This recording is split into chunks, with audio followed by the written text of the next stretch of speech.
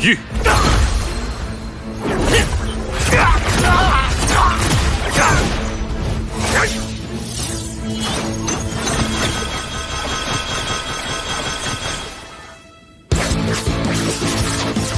去！滚！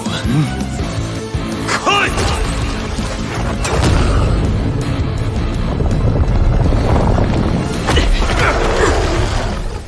将军，这次魔族有备而来，即使他们围而不攻，我们的寿元也撑不了多久。要不要奏明先主，追加军需征收？征。我石江被称为神童，因为一段奇遇，潇洒地来到了仙界，并以第1名的成绩加入了最有前途的门派。我带领所有人大搞经济建设，德智体美劳全面发展的我，自然也逃不过男主角的宿命。执法司听令，诛杀魔族案子，石江。这家伙是仙界4大家族中左家的天之骄子，一直视我为眼中钉，欲除之而后快。胖子是4大家族中程家的独子，左宗明的死对头。程一元，你当真要包庇石江？别误会，我只是来找你麻烦而已。我的直觉告诉我，我好像卷入了更大的阴谋之中。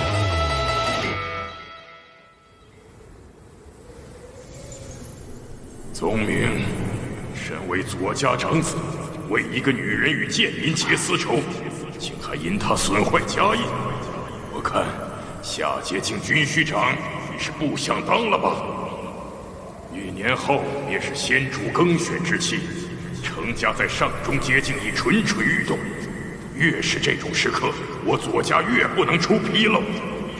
你此番出错，太爷爷为了保全你煞费苦心。为父命你，今后需多听他的教诲，不许再做有辱左家门楣之事。宗明，如今边境战事频繁，军需告急，为了挽回左家失去的颜面，老夫已替你向先庭请示，3月之内征收20万年寿元。啊，20万年寿元，至少要征收3年啊！中上阶境军需长早已足额缴纳寿元，若你完不成此事，也不必再坐这个位置了。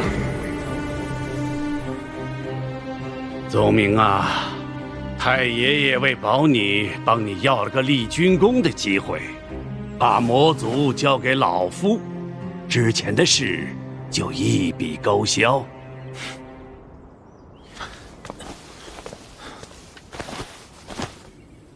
太爷爷，你想要魔族的寿元来度肉身节吧？不过寿元早被石江拿走了。不可能，定是你私吞了。没有证据的事情可不能乱怪罪人。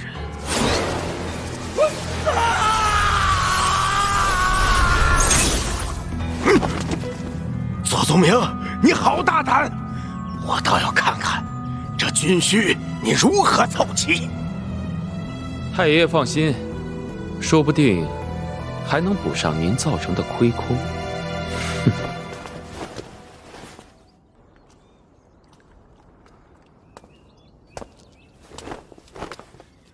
不是说程大少想见我吗？怎么连个人都没有？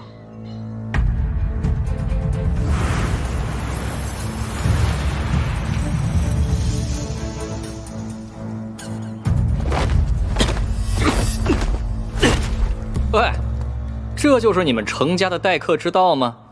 得罪了。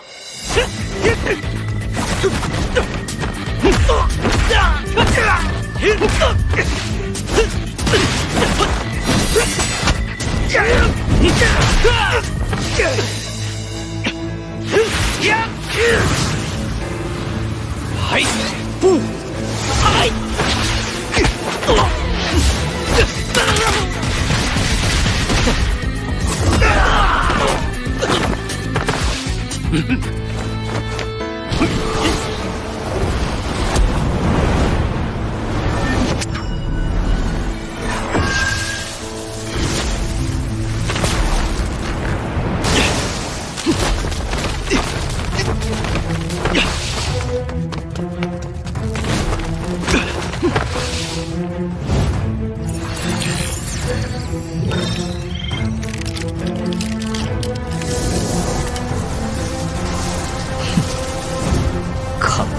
命一击。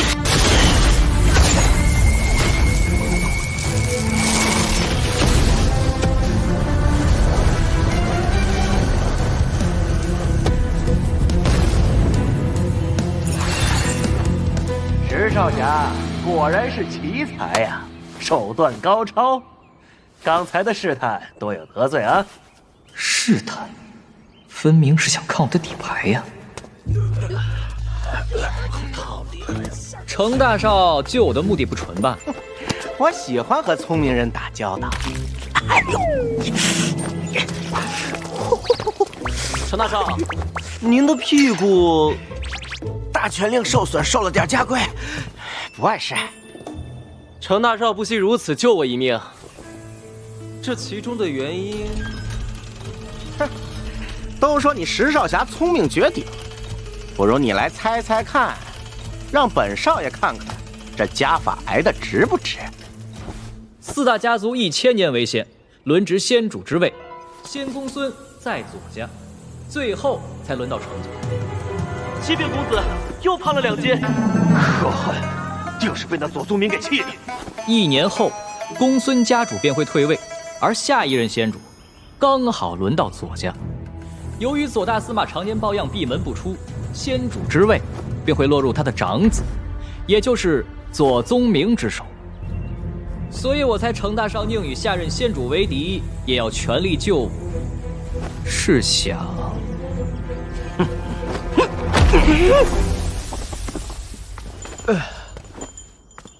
不错，人往高处走，水往低处流。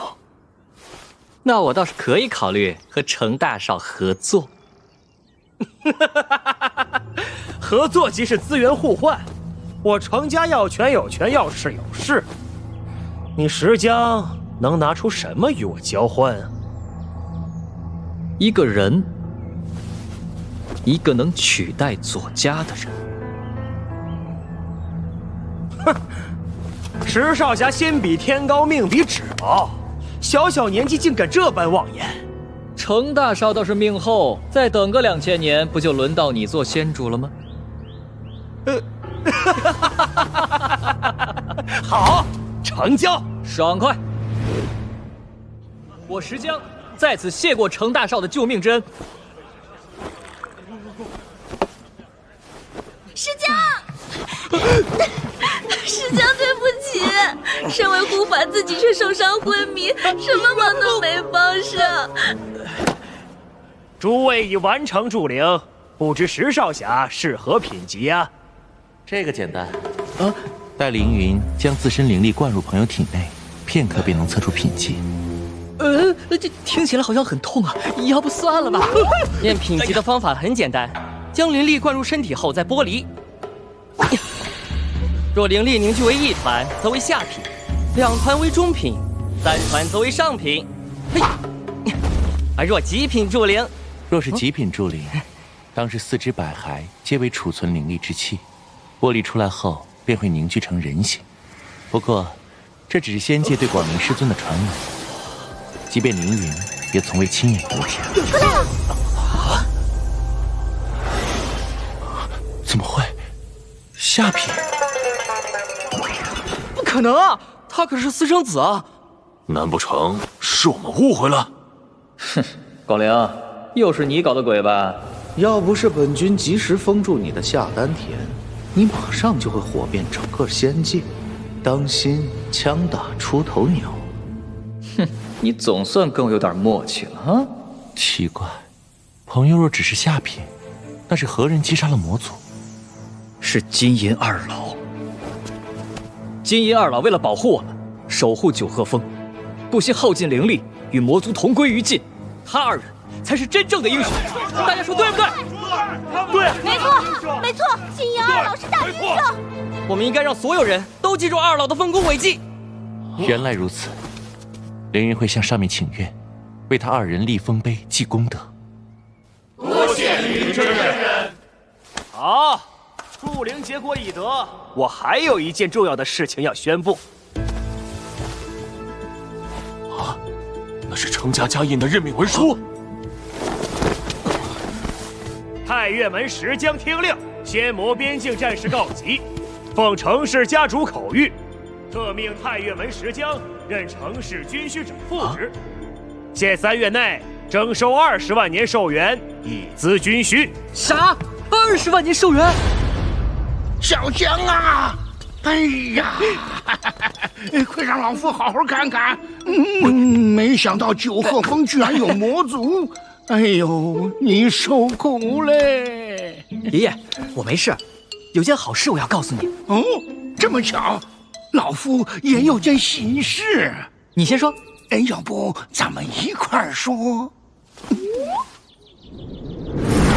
什么？你居然给我和周子宇定了亲？啊！混小子，你怎么敢揽下20万年寿元的军需？我跟你拼了！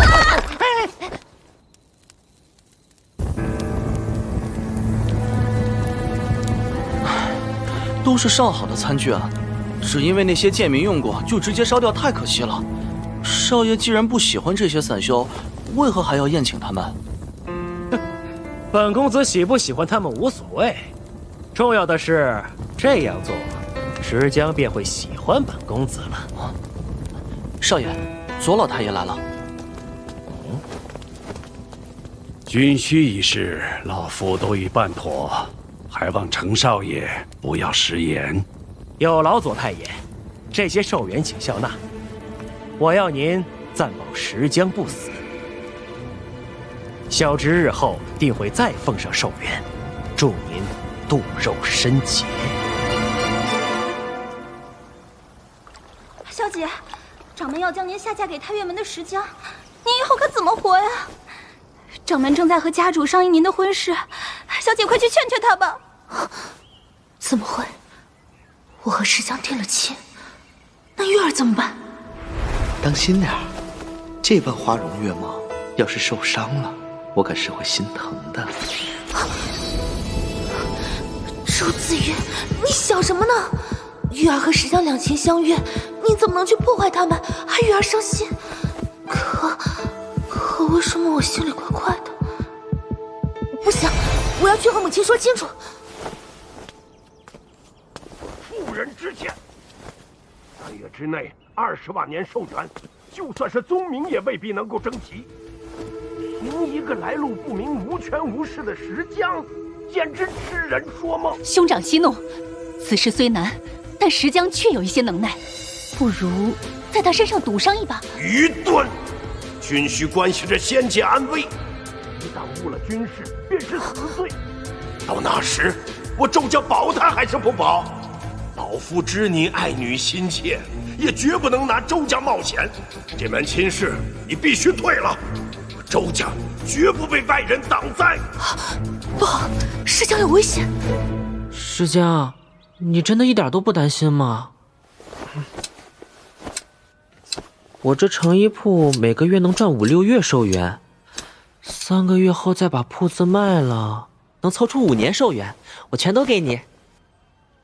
27，你在下也会抓紧炼制更多丹药，卖回来的寿元都留给你。太岳门最近和玉灵门签了契约，可以去采更深处的仙药，再加上这些日子卖的灵虾，只要不被掌门顺走，3个月后多少能卖到300、400年寿元。谢谢，你们都是我的好兄弟。你们的寿元都自己留着，20万年寿元的军需我来想办法，大家放心吧。哼，你们那点寿元能有什么作用啊？哦，小豹哥，好久不见。啊，征收军需，牵连着无数人的生死存亡。石江，你不如左宗明心狠手辣，恐怕是争不起的。哼，光嘴上说得溜，你有何高见啊？我建议石江应该立刻和周子宇成婚。成狗屁话！我打死你！打死你！我也是为了石江啊！不要打了，我的布！月儿，快住手！我会跟大小姐退婚的，你别打了。不能退。石江，这门亲事你不能退。什么意思啊？石江都说不会娶你的。 20万年寿元不可能收集，程医院之所以让石江征收，不是想让石江赢，而是想让左宗明输。有左家庇护，左宗明最多受点重罚，石江就会落了个误了军师的死罪，程家绝对不会保他。所以与周家退婚，便等同置石江于死地。什么？这可怎么办啊？看来在下说的没错，所以你们应该立刻完婚。你分明就是有私心，想利用权势逼迫石江娶你。利用权势有何不可？难道你想看着石江死吗？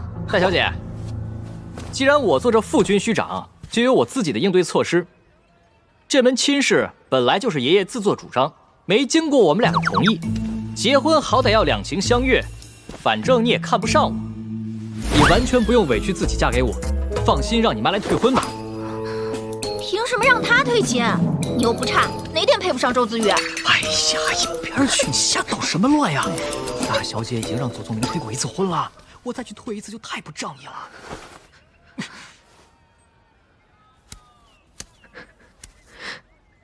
你说的对，我根本不喜欢你。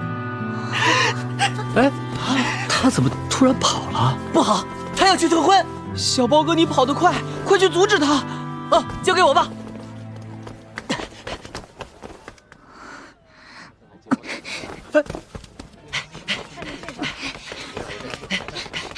苏月儿，你跟出来干什么？关你屁事！别担心，你看刚才周子宇的反应，他一定是喜欢石江的。哎呀，你呀，大大咧咧跟个男人婆一样，才会看不懂女人家的心思。你骂谁男人啊？再说一次！哎呦，你怎么动不动就打人啊？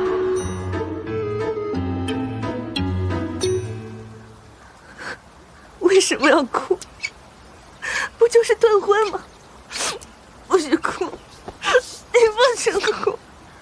周子宇，你喜欢石江对吗？月儿，对不起，我一开始真的只是想帮你们，我从没想过要和你抢石江。你喜欢石江，可你不敢承认。是因为你觉得你承认，石江就会被你抢走。在你心里，苏月儿比不上你，是不是？不是的，从小就羡慕你，我一直都想像你。那你就不要放弃呀，月儿。我苏月儿喜欢石江，很喜欢的那种。我再问你一次，你喜欢石江吗？我喜……大点声，你是蚊子吗？想和我一样，就把心里话大声说出来。我喜……根本听不见。你没吃饭吗？我喜欢石江，和你一样喜欢他。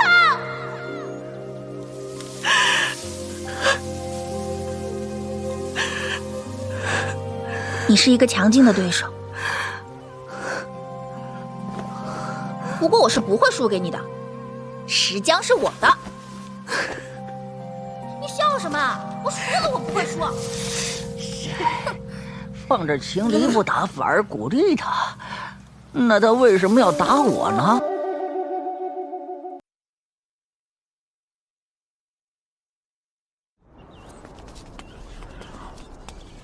大伙儿听好了，虽今年多了一个副军须长，但大家不必烦恼。大公子年年征收下阶境军需，从未出错。这3个月，大家照往年一样，放心把寿元交给左家即可。哎，我听程家下人说过，其实就是让石江和大公子竞争，看谁先争齐20万寿元。不对呀，他们竞争，我们不得交2次寿元？只要大家将寿元交给左家，保证大家不用再交一次。可若先给了别家，左家这份可要双倍了。左家这是直接断了石江的路啊！20万寿元，石江输定了。哎，这么多中阶仙药，师兄好厉害！没有玉灵门的姐姐收服灵兽，我们也接近不了这些仙药。哦。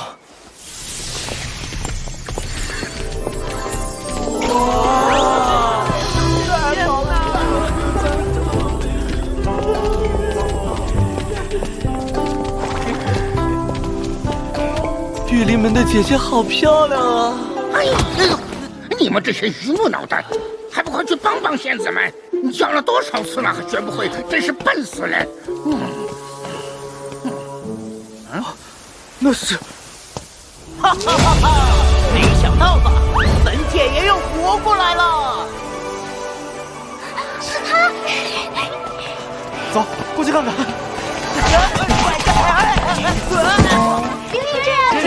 钟姐姐又是什么样子呀？铁蛋，你回来了。凌云真人大驾光临，有失远迎啊！合掌门多礼了。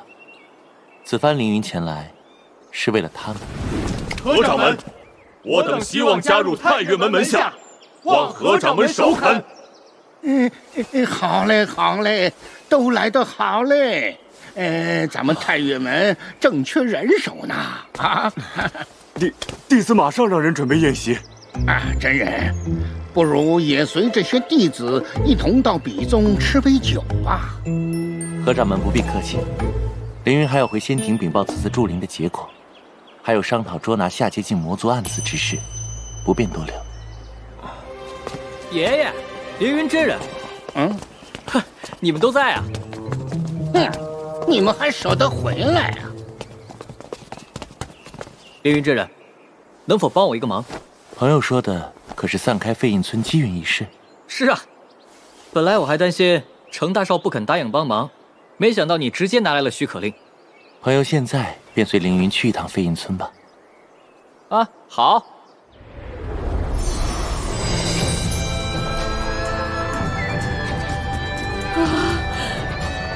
老天开眼了！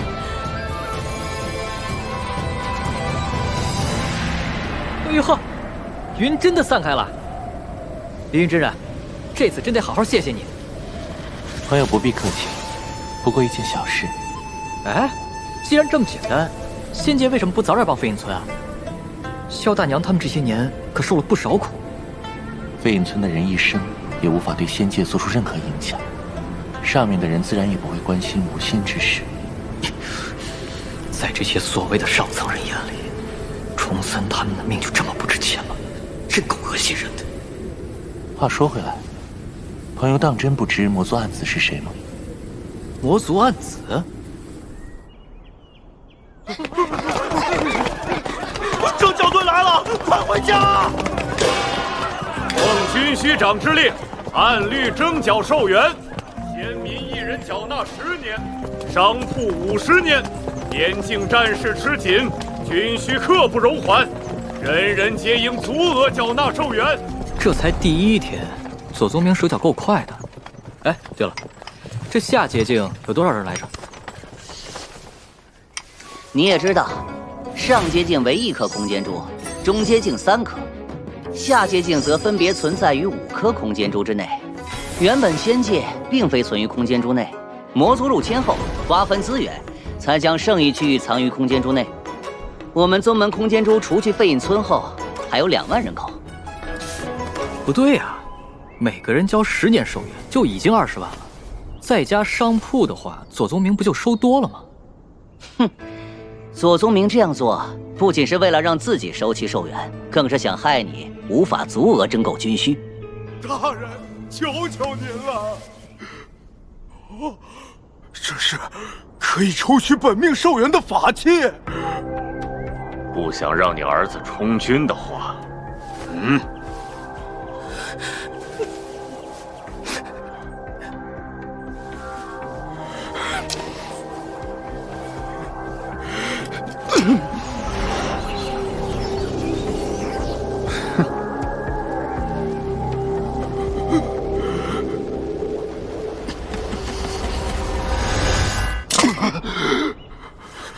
爹，你怎么了？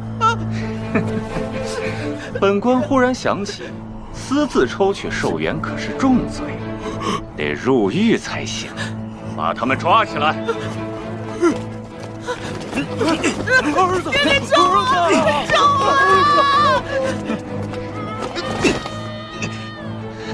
放人！副军须长大人，您最好别管闲事，这些都是交不出军需、自抽本命受援之人，犯法必究，他们可都得去充军呢。这石江只是下品驻灵，竟敢冲左家埋头，这是不想活了呀！就是啊，一个没实权的副军须长，在左大公子眼里算个屁呀！副军须长大人，我可警告你，你最好别再冲动了。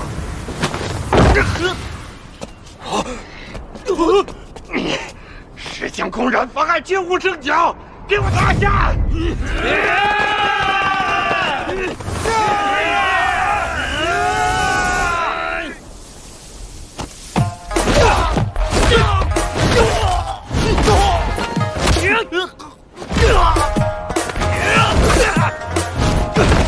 白不才！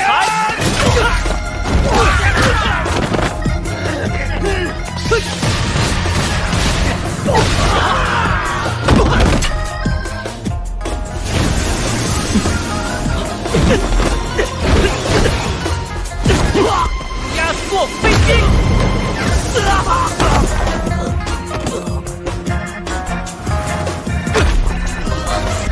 今天这事儿，我石江管定。好厉害啊！一群废物，连一个下品驻灵都打不过。左宗明，你做个人吧。别以为你现在攀上了程家，又和周家订了婚，就能和我平起平坐。一个废印村太岳门的渣子，在我面前永远都是渣子。除了强征暴敛、欺负百姓，你还会什么？左宗明，我一定会在军需上打败你，到时候别像一条丧家之犬，在我面前吟吟狂吠。可笑，你也配？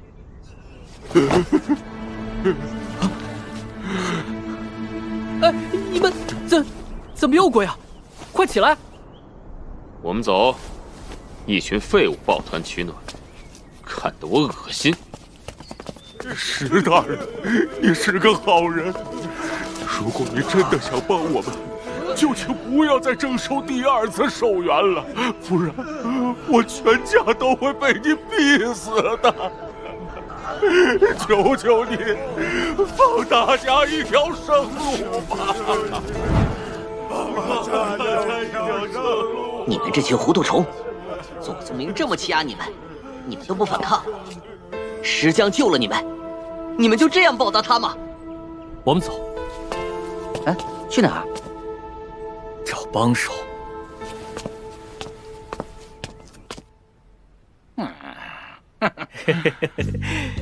爷爷，咱们太岳门的账本在哪儿啊？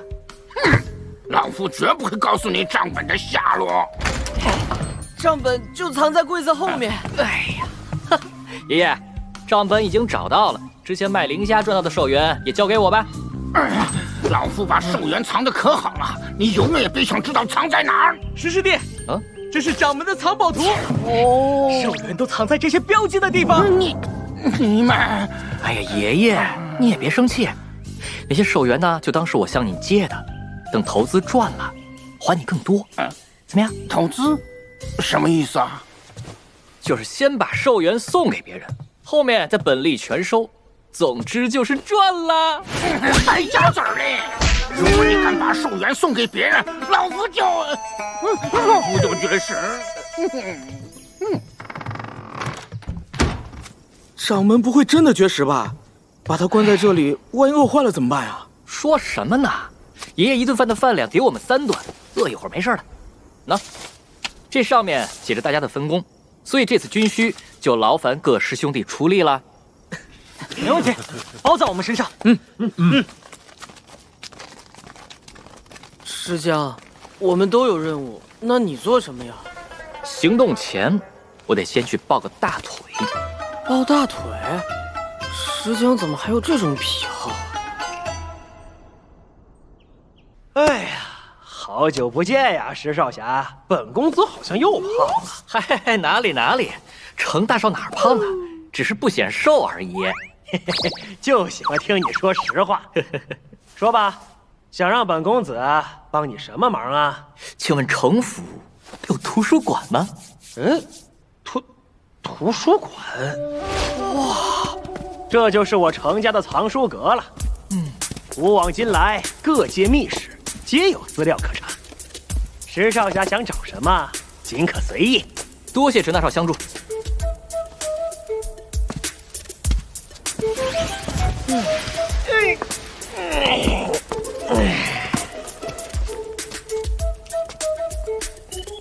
原来以前所有的空间珠都是连在一起的，每个空间珠的职能也都不一样。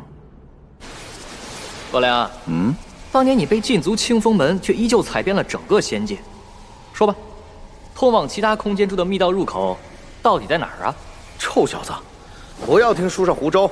切，到时候堆积成山的寿元，不怕你不说。找到了，快回去告诉他们，我要的那种灵兽就在仙药谷。哎呀！程大少，还有一件事情想请你帮忙。只要不是借寿元，其他都好说。我想请大少将市集的商家全部召集到程家大殿。听说整个市集都没人做生意，仙庭慌了，派程家来救济咱们呢。程少爷，您一定要为我们主持公道啊！别着急，你们的情况本公子都知道了。不过，这次召集大家的另有其人，就是石江。嗨，你们好啊！不好，是副区区长，重拳操了！关门！他们是一伙的。糟了，这次一定会让我抽寿元的。大家别误会，我不是来收寿元的。哼，我是要给你们送寿元。送寿元？送谁的？白送寿元？哪有这种好事啊？就是啊，别急嘛，先听我说完。我给你们2年寿元，占你们商铺20%的股份。他到底在说什么？% 是谁呀？石少侠，大家都听不明白，可否将此事再详细解释一番？简单说来，就是大家出力，我出寿元，生意呢还是照往常一样做，亏了算我的，赚了大家分，我拿少，你们拿多，你们还是自家商铺的老板。听起来不错呀。左家最近到处争军需，我家铺子已经快经营不下去了，这寿元倒可解燃眉之急。大伙当心，街上可不会掉馅饼。说是送寿元，其实是放债呀！是啊，以前就开始利滚利。石少侠，要本公子把这挑事的贱人抓了吗？不用，待会儿大少你配合我一下就行。诸位老板看好了，上面白纸黑字写着，亏了算我的，你们不用赔偿。若由程家作保，契约上加盖程家家印，这下大家总该相信了吧？不错呀，只要在这份契约上签字画押，就可以来领寿元。谁先来？程家家印。哎呦，若真是如此，即使先主也不能毁此契约，这事儿不就稳了？哎，我来签。啊，合作愉快。这是2年寿元。啊，哎呦，还真给呀！哇，石大人，我能不能直接把店铺卖给你，多换几年寿元呢？那可不行，商铺还是要你们自己来经营，每人最多只能卖5年。再说了，寿元有限，你多拿了，别人不就少拿了吗？诸位，我石江说话算话，只要肯签契约，10%的股份换1年寿元。寿元有限，先到先得喽！我去！大家都排好队，不要吵了！我先来了。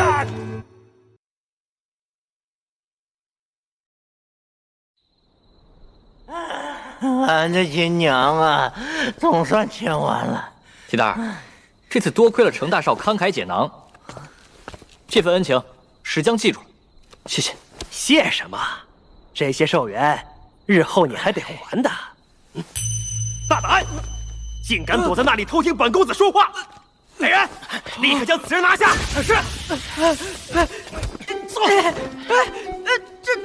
等一下，老实点！石江救我呀！说别动手，别动手，自己人。他是我的同好个石江，竟然早就安插了人手，将本公子和那些山谷一同诓骗了进去，果真小看不得呀！我还是不明白，为什么石江要抓这种廉价的灵兽？要凑寿元的话，不是应该抓更高阶的灵兽吗？周子瑜，你听好了，这次抓灵兽就是我们竞争石江的第一步。啊，竞争石江？可我从小便驯养灵兽，比这个对你不太公平啊！你又看不起我？我苏月儿要的是堂堂正正的比试，你绝对不准放水。好的。石江，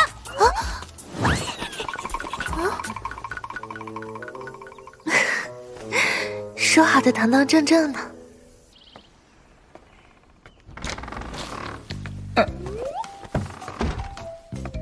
爷爷，看我给你带了什么好吃的。小江啊，你再晚一点就见不到老夫嘞。啊，爷爷，你怎么了？老夫几天没吃饭，马上就要饿死嘞。偷吃倒是先把嘴擦干净啊，一来就穿帮，还怎么咽下去？哎呀，爷爷，何必绝食呢？你看你都饿脱相了，不就是寿元吗？你把上次老沙签的那份契约给我，我保证之后给你更多的寿元。嘿嘿，之前用计让老沙按了手印的空白契约，终于可以派上用场了。啊，你是想用这份契约去讹沙乌院几年寿元，是不是啊？哎呦，哎呀，呀，爷爷，你这屋好黑呀，怎么也不点灯呢？哎呦，还好没被发现。小江这孩子本性善良，老夫再逼他一逼。小江啊，老夫知道你关心我，可是我想让老夫吃饭，就得先把寿元还来。掌门，这是今天的食物，还有肉干。是啊，千万不能让师师弟发现你在假绝食。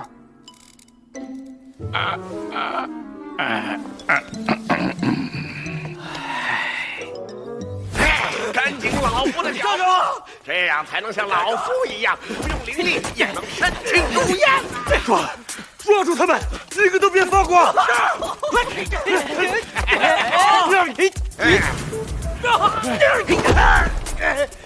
都给老夫跑起来！谁被抓住了，就自己交寿元呐！可恶，每年守军师都来这一趟。走了，回去禀报大公子。我清风门向来以速度著称，追不上我们，收不到寿元是你们无能。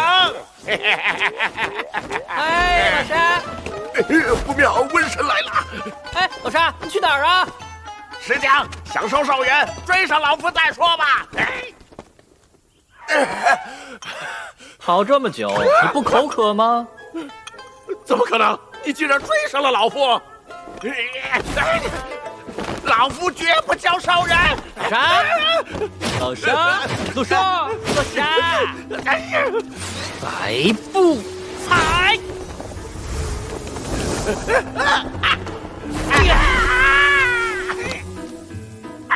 老夫没有寿元，没有，就是没有。放心，我是来还剑的。还剑？三位稍后，掌门已将九星龙引归位，正在沐浴更衣。归位就归位，为什么要洗澡啊？又看到不好的画面了。你倒在剑池里，先把灵虫放出去再吐。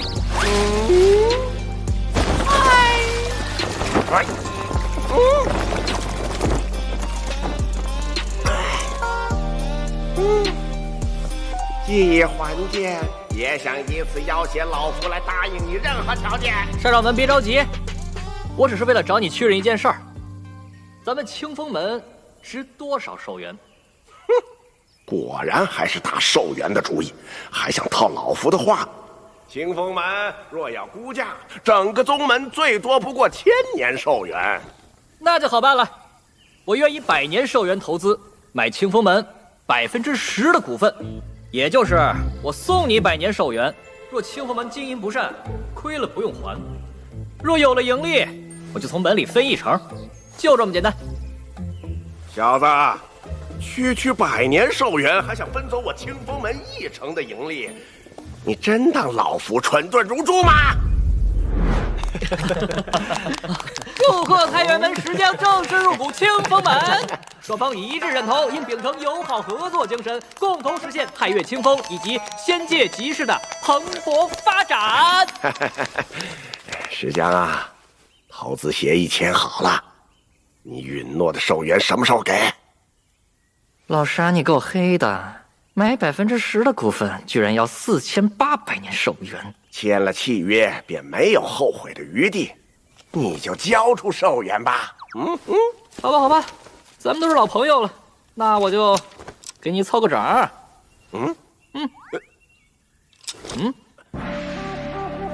好你个石匠，又给老夫下套！小环球，老夫早晚弄死你！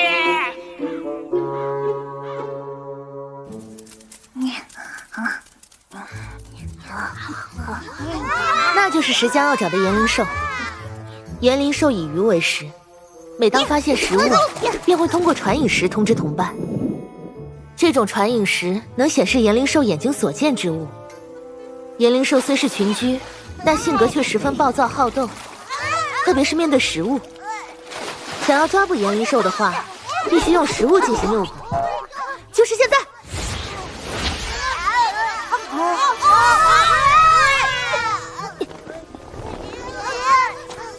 少主，抓到了。不过炎灵兽的习性我们都知道，为何少主还要讲解一番呢？没关系，我不是说给你们听的。周子瑜，你太大意了，捕获炎灵兽的方法都被我听到了。我一定会钓条最大的鱼，把所有的炎灵兽都引过来。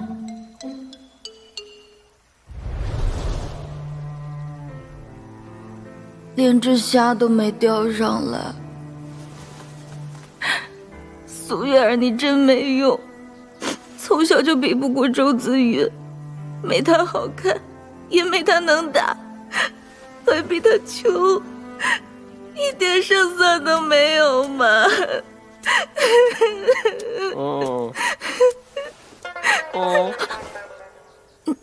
你是送鱼给我吗？等等，你长得好眼熟啊！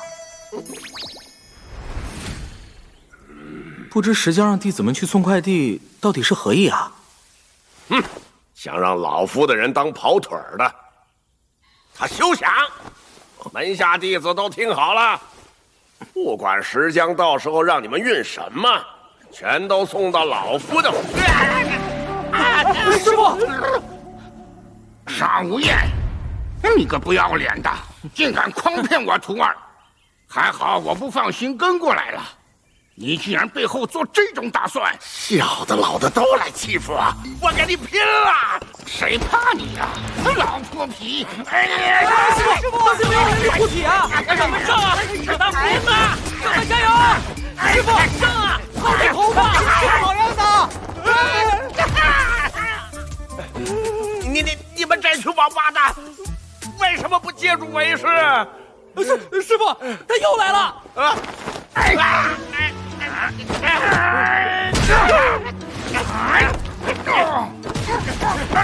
师傅，好样的！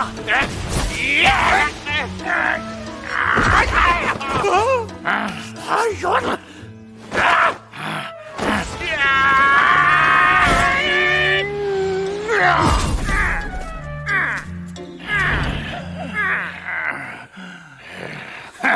你身为掌门，可要信守承诺。石江这次征军需必输无疑。沙无言，你未免太小看我徒儿嘞！现在我太岳门赚的寿元可不比你清风门差多少，这都是小江的功劳。那又怎样啊？你以为凭石江那点小聪明就能征集20万年的寿元？哼，我是不会跟他合作的。松卡，沙无言，你敢不敢跟老夫打个赌？倘若小江这次输了，老夫便让出太岳门掌门之位。何老弟，咱哥俩去把个酒言个欢，慢慢聊。爷爷，你怎么喝成这样了？来，擦把脸。小江，别怕，老夫已经把沙无言搞定了。爷爷，你到底在说什么？啊，给你，都给你，掌门给你，寿元给你，再给你讨房媳妇儿。老夫今后就什么都不愁了，就等着抱重孙子嘞。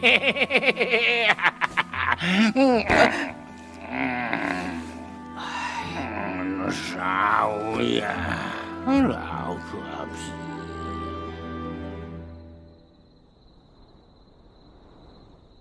多谢大公子的栽培，我兄弟3人皆已达成化鼎境，誓死效忠左家，肝脑涂地，死而后已。此乃我随身法器，今日赠予你们。这可是左二爷当年在下界境使用过的法器，蛇皇竟然将这般珍贵的法器赐予属下。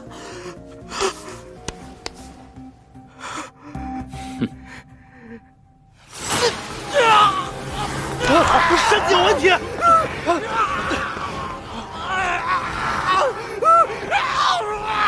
兄弟！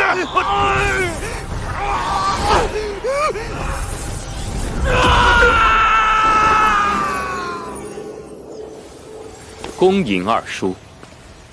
宗明，这具替身资质尚可，虽只能发挥2成功力，倒也勉强能撑上一段时日。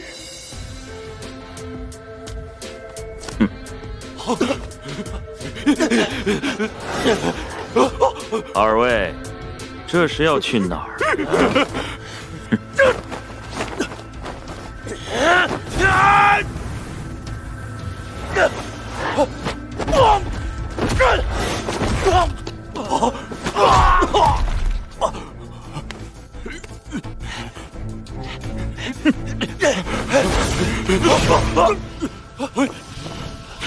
你们还是不要轻举妄动的好。逆阳天火，即便化鼎上品，也能焚为灰烬。二叔且宽心，待小侄继任后，定会帮二叔拿到您应得的东西。此时不是和小角色斗的时候，吾现在就去帮你杀了那石江，如何？二叔有所不知，石江确有经商的能耐，且已为军需布局。若他真谋得了不用征收也赚寿元之法，那小侄还盼着他成功，然后再将此法尽收囊中。小侄还请了一位大能。哦，周家三娘的法器你也弄到手了？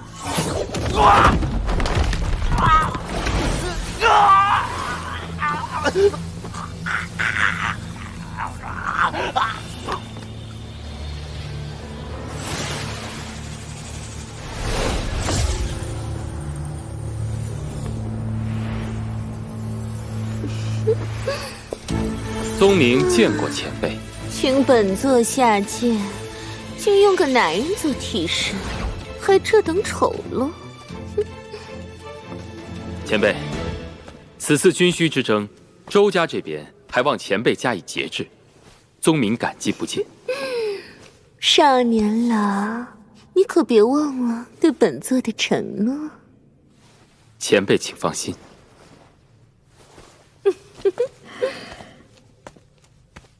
还有第3位客人没到。是，且慢！此人不可再次召唤。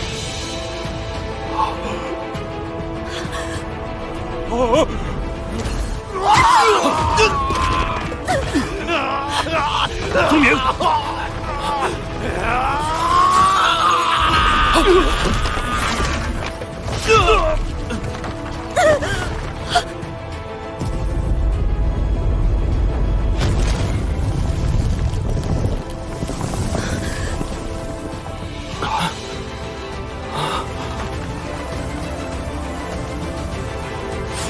我宗明，你好大的胆子！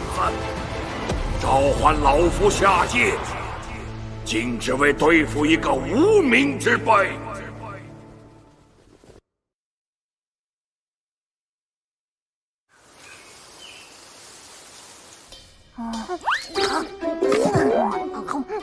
石江，你到底想用这些低阶灵兽做什么啊？我要的是他们背上的传影石。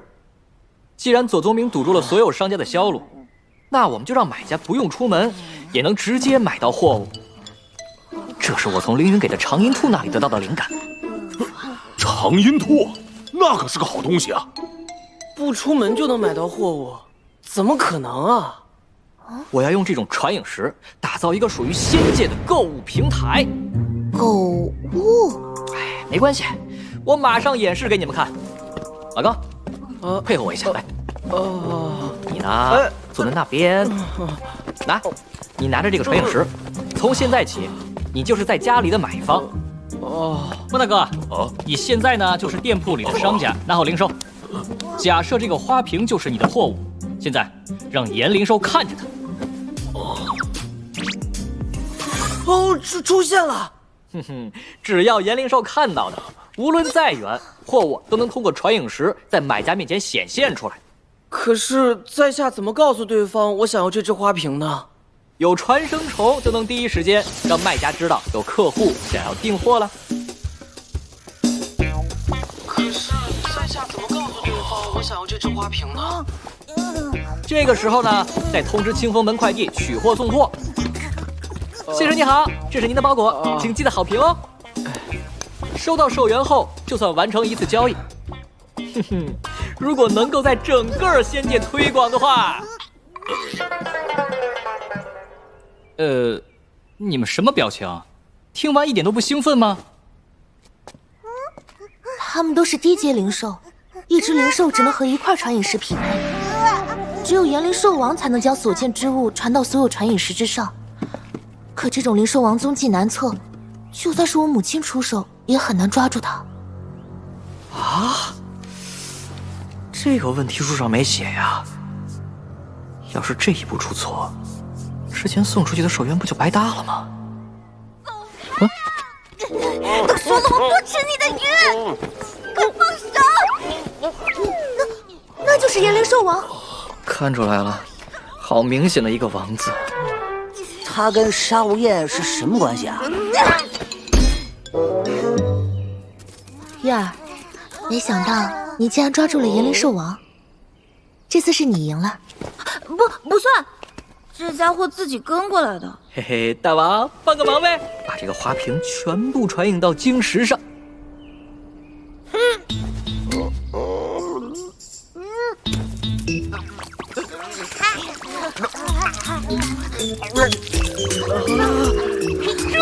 对呀！我想起来了，灵兽王天性高傲，不会轻易接受他人摆布。若想和他交友，就必须吃掉他食囊中的鱼。要吃？谁啊？驯养灵兽是我御灵门的职责，让我来吧。等下。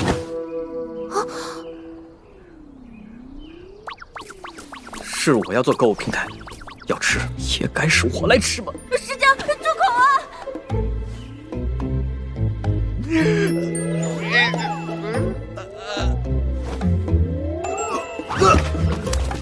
不要，我做不到。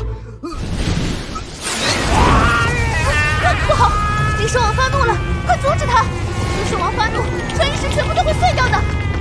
什么？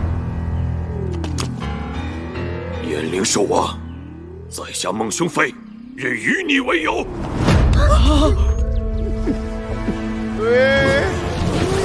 趁现在，快用灵力化鱼为他吃下！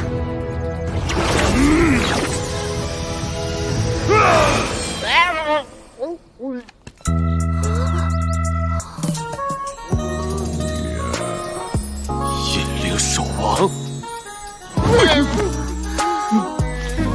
成了！孟大哥，快让大王开花瓶！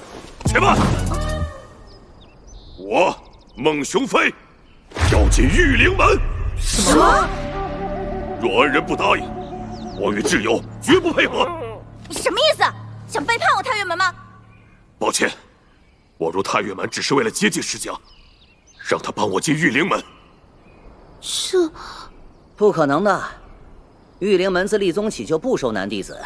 在下自幼操控灵虫，也曾想投入御灵门，为此甚至想过自残，以表入宗的决心。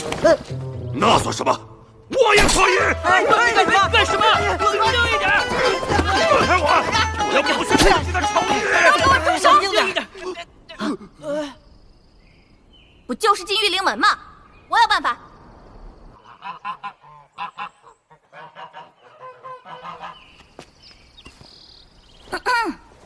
隆重介绍一下，此乃御灵门新弟子孟菲菲是也。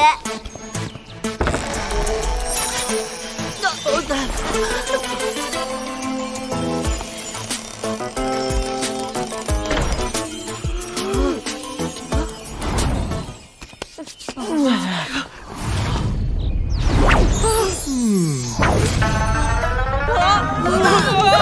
的眼睛！手拿高点，介绍要独特，瞬间吸引别人的注意力。微笑，微笑啊！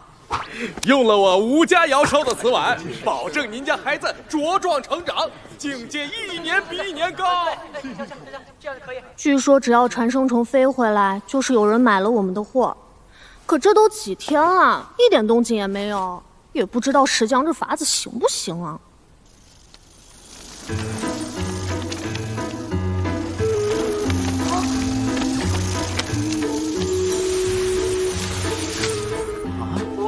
我想要2把张家铺的杏花伞。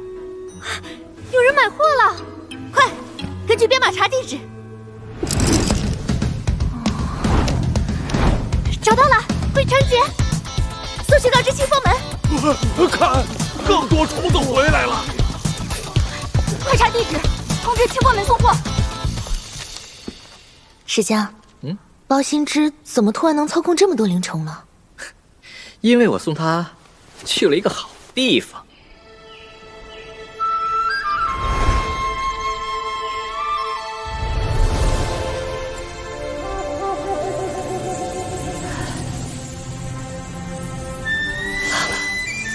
妙在，元素源源不断的灌进来，定能操控同步传声的高级灵虫。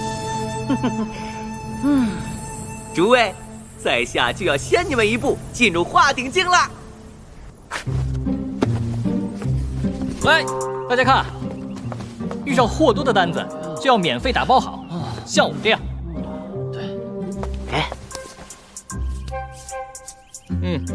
传影石4角磨光滑，大小够1只手拿。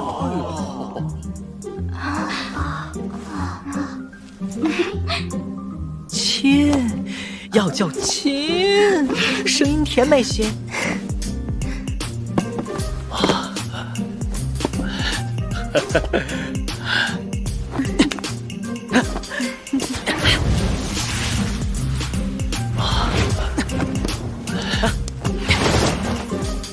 半月后，石江的仙界购物平台便在下界境流传开，越来越多的买家和卖家加入其中。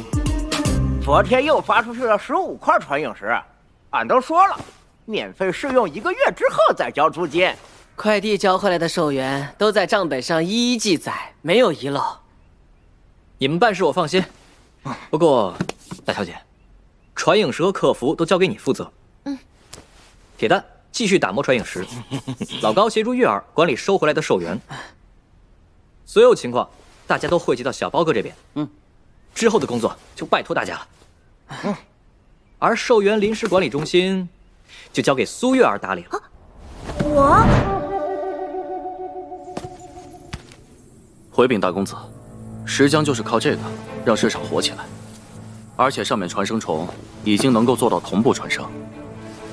2期成衣铺，有衣有裤有幸福，先考榜首石浆同款正在热卖中。石浆，他在做什么？石浆他为什么不让我们见？之前大家一直在忙，你总是用他在练功推脱。今天我一定要见石浆。这半个多月，石浆都躲在屋子里不出来，他不会病了吧？怎么，想硬闯啊？在下也是画鼎中品，哼，你们可得想清楚了。唬谁呢？短短10日，你怎么可能升到画鼎境？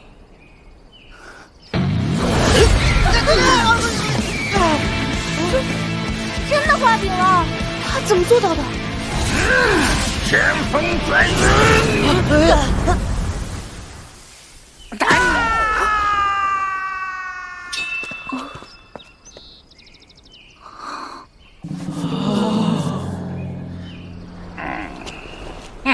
走，随老夫看看，哪有爷爷还不能见孙儿的道理呀？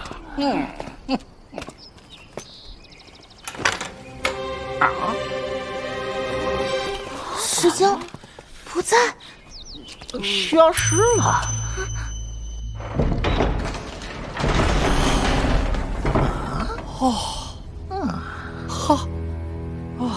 没想到你挖的密道入口在清风门神像的嘴里。少废话，这里就是本军建造的空间珠中转站。怎么样，想去哪个空间珠？选一个吧。冰主珠的门被堵住了，难道是魔族在上面打架震塌了？哎呀，臭小子，你做什么啊？我再看看有没有宝贝啊。你当打游戏呢？里面装的可是千年仙药。哎，冰主珠已经被魔族围了，赶紧去选其他入口，把酒给本军放下。不了，我就选冰主珠了。啊？小包哥说过，下了战场的军队寿元充足，但资源一定匮乏。我这次带了不少货物，可以先卖给他们，混个脸熟，再想办法达成长期供货。臭小子，你竟然想发战争财！你想不想赚寿元吧？想。也好，本军刚好教你一些战术，你顺便修炼一下。战术？练习分解灵力，要从分解元素开始。这分解的速度也太慢了，你还不来帮忙？凭你现在的集中力，控制不了本军，因为你通商的意愿还不够强烈。通商只是我的手段，我真正的目标是为大家创造个更好的仙界。五个一起分解。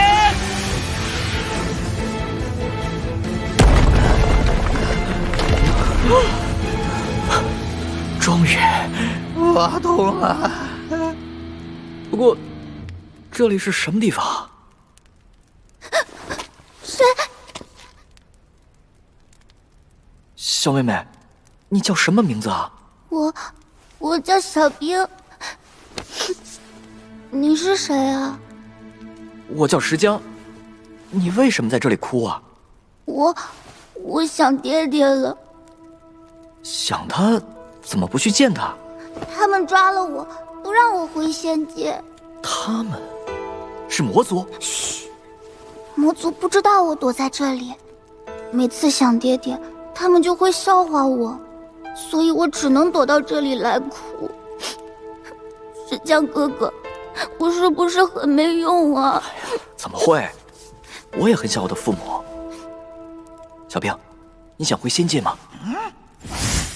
臭小子，不要节外生枝！小冰每天都想回去。那就跟我走吧。等等，先把这些元素吸光再走。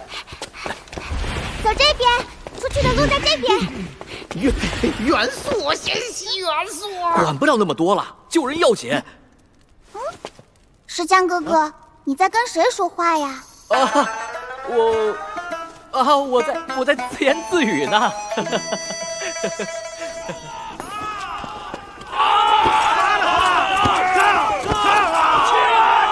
站起来！再不用法术，就把你活剐了。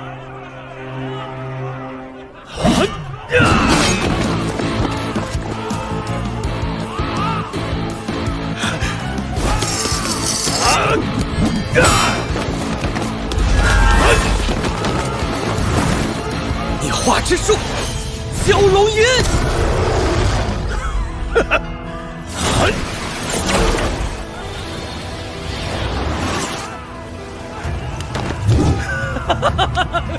你这化鼎境拟化之术，老子收下了。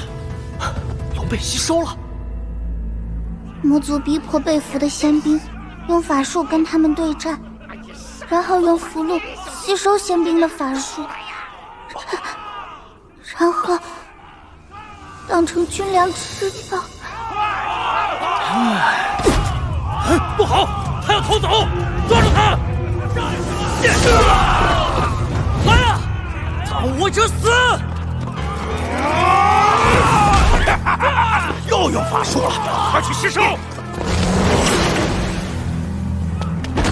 小兵，你怎么懂这么多啊？我也是偷听的。再这么下去，冰毒珠很快就完了。小兵别怕，我们先撤回去，晚上再说。为什么？不要把这些仙君一起带回去。当敲门砖的话，这些仙君可比货物的合适。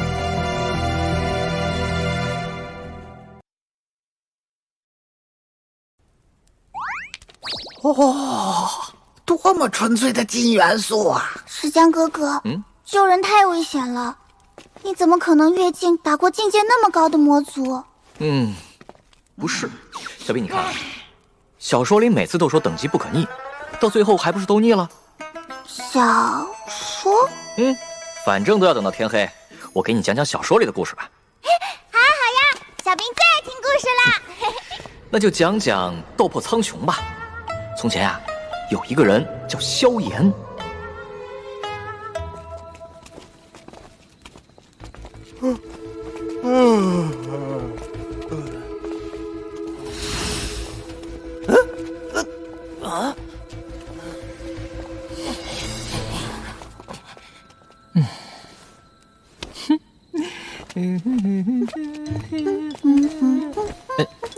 小兵，你怎么来了？来找石江哥哥呀。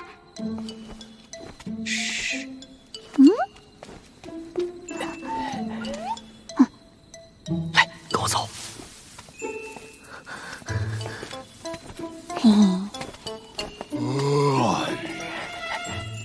光灵真不仗义，居然不敢出来救人。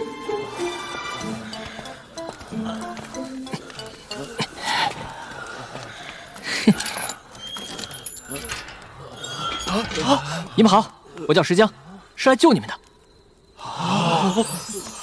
石江哥哥，你再讲一个故事嘛，小兵还要听。不，魔族小公主，魔族小公主。石江哥哥讲故事喽！讲故事，讲故事，石江哥哥要讲故事喽！石江哥哥，别挣扎啦！那个绳索是化鼎下品的功法附仙索，你一个下品助灵，不可能挣太大。你怎么知道我是助灵下品？我的这个法器可以断定别人的境界，里面还有好多高级的符箓哦。哼哼，石江哥哥，你这么弱，居然敢闯我魔族军营，还想救人，胆子真的很大呀！我很弱，下品助灵真的很弱呀。小兵可是助灵上品。石江哥哥，反正呢，你一生也不可能有大作为，还不如留在这里给小兵讲故事呢。还得抓紧时间完成统伤，没时间跟这个小魔女耗下去。小兵，嗯，想不想跟我打个赌啊？你喜欢听的故事里，所有主角都能以弱胜强，你信不信？我也能打赢你啊！啊，小兵最喜欢打赌啦！小兵赢了的话，石江哥哥就要给小兵讲一辈子的故事。那要是我赢了的话，你就把我和那些仙君都给放了。且不说你本来就打不过我，我这里还有很多高级的符箓呢。高级符箓有多高级啊？那这一张是物真下品的符箓，解决几百个石江哥哥也不成问题。石江哥哥，你输定了。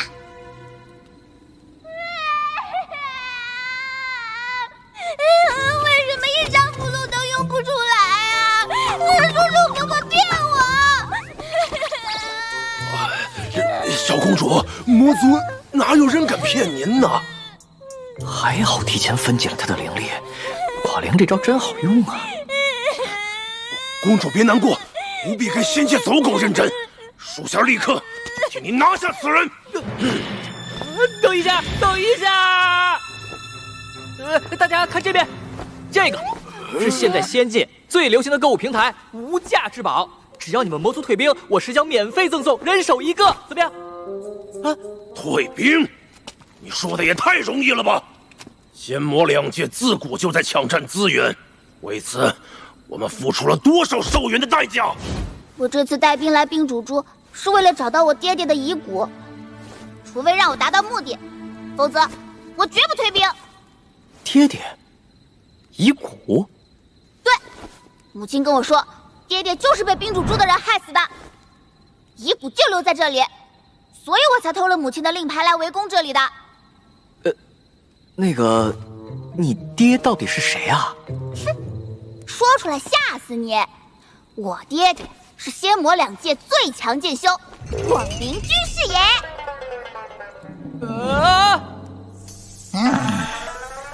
本君特意留下来吸元素，臭小子还敢说本君没义气，都不知道本君对他有多好。哼！喂，冰主珠现在资源匮乏，你把伤兵老兵放回去，耗费他们的粮食药物，这样不是更好玩吗？好像有点道理。放了你们可以，不过你得帮我把爹爹的遗骨拿回来。我尽力。只要你把遗骨拿回来，我就退兵。到那时，你想怎么通商都可以。好，一言为定。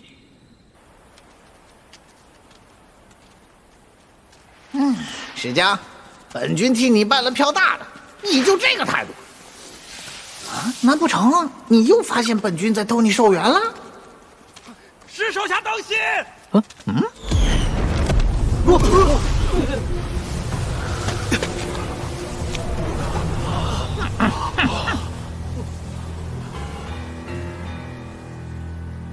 来者何人？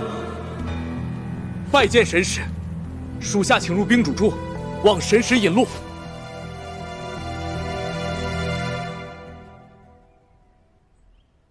将军，咱们冰主珠物资匮乏，得些白面不容易，这些馒头您先吃吧。大伙儿不必劝了，将军说了，要与众将士共疾苦，把馒头拿下去吧。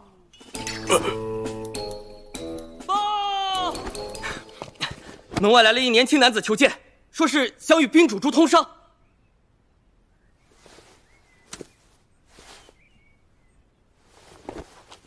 见。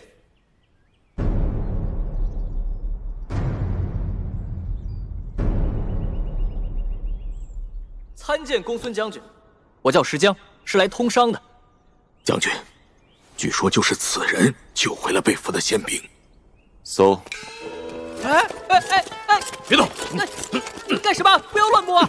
到底什么情况啊？啊！哎呀！将军，此人携带了大量储物珠。将军当心，此人可能是魔族暗子。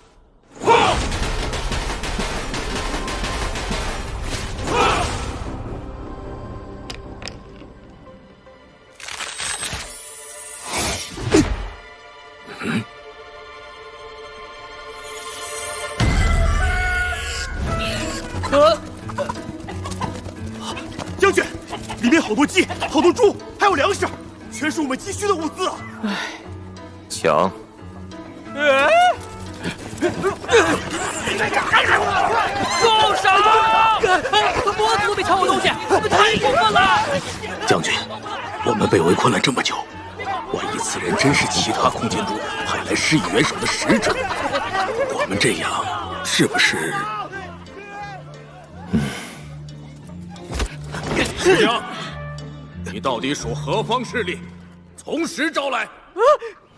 回禀将军，我只是一个小宗门的弟子，知道冰主柱物资紧缺才过来的。如果能达成长期合作，还能拿到更多折扣，我也是代表太岳门尽一份心意呀。太岳门，竟是太岳门人，好像真是太岳门。说仙魔大战，太岳门为了救冰主柱全灭了吗？快赐座！啊！太好了，太岳门竟还有血脉留存呐！太岳门当年战场上舍命相助，如今又是雪中送炭啊！没想到太岳门在冰主珠有这么高的声誉，臭小子这运气真是绝了。那通商一事，买。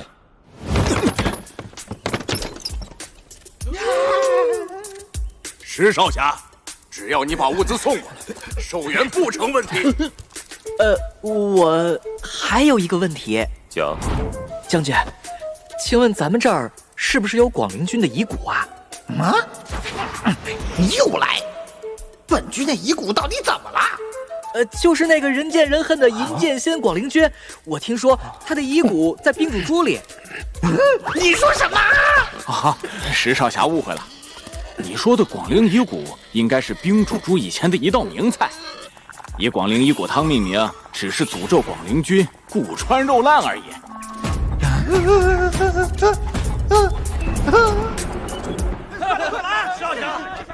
来，一人一袋啊！大家不要着急，不要着急啊！遗骨居然是道菜，餐呀！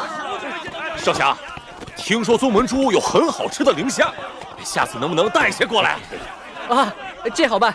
宗门猪现在有一个叫购物平台的东西，以后想要什么货物，可以直接对这个东西说，很方便的。不只是灵虾，还有很多货物，广告轮番播报，应有尽有。哎，你等一下，你等我介绍完再。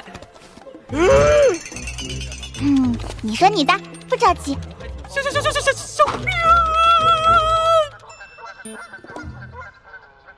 小兵啊，你怎么会在这里？我躲在储物珠里进来的。小兵故意放了你们，就是想跟着一起进冰主珠。石江，你也有今天，居然被一个小丫头片子给耍了。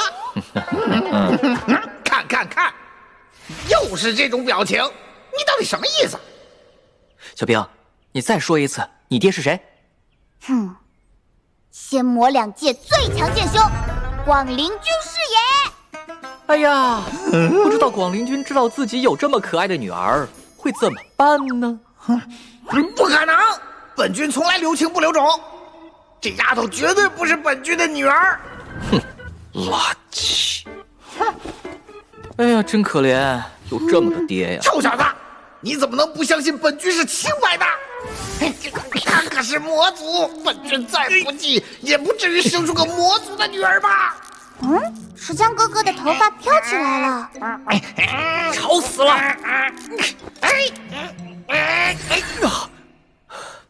小兵啊，这里是仙界，你的身份要是暴露，那就危险了。嘿嘿嘿，乖乖在这里等我，我去找你爹爹的遗骨，好不好？石江哥哥，你不会是想用假的遗骨糊弄小兵吧？小兵有符箓，可以验出遗骨上爹爹残留的灵力，你骗不到小兵的。这丫头准备真齐全，可那广陵遗骨就是一道菜呀，我去哪找货真价实的广陵遗骨？啊，那这样，我先打个坐，想想怎么去找遗骨。你在这儿给我护个法怎么样？好啊好啊。不过为了不引起混乱，先把你的法器给我，我帮你保管。啊，小兵不干。想要遗骨吗？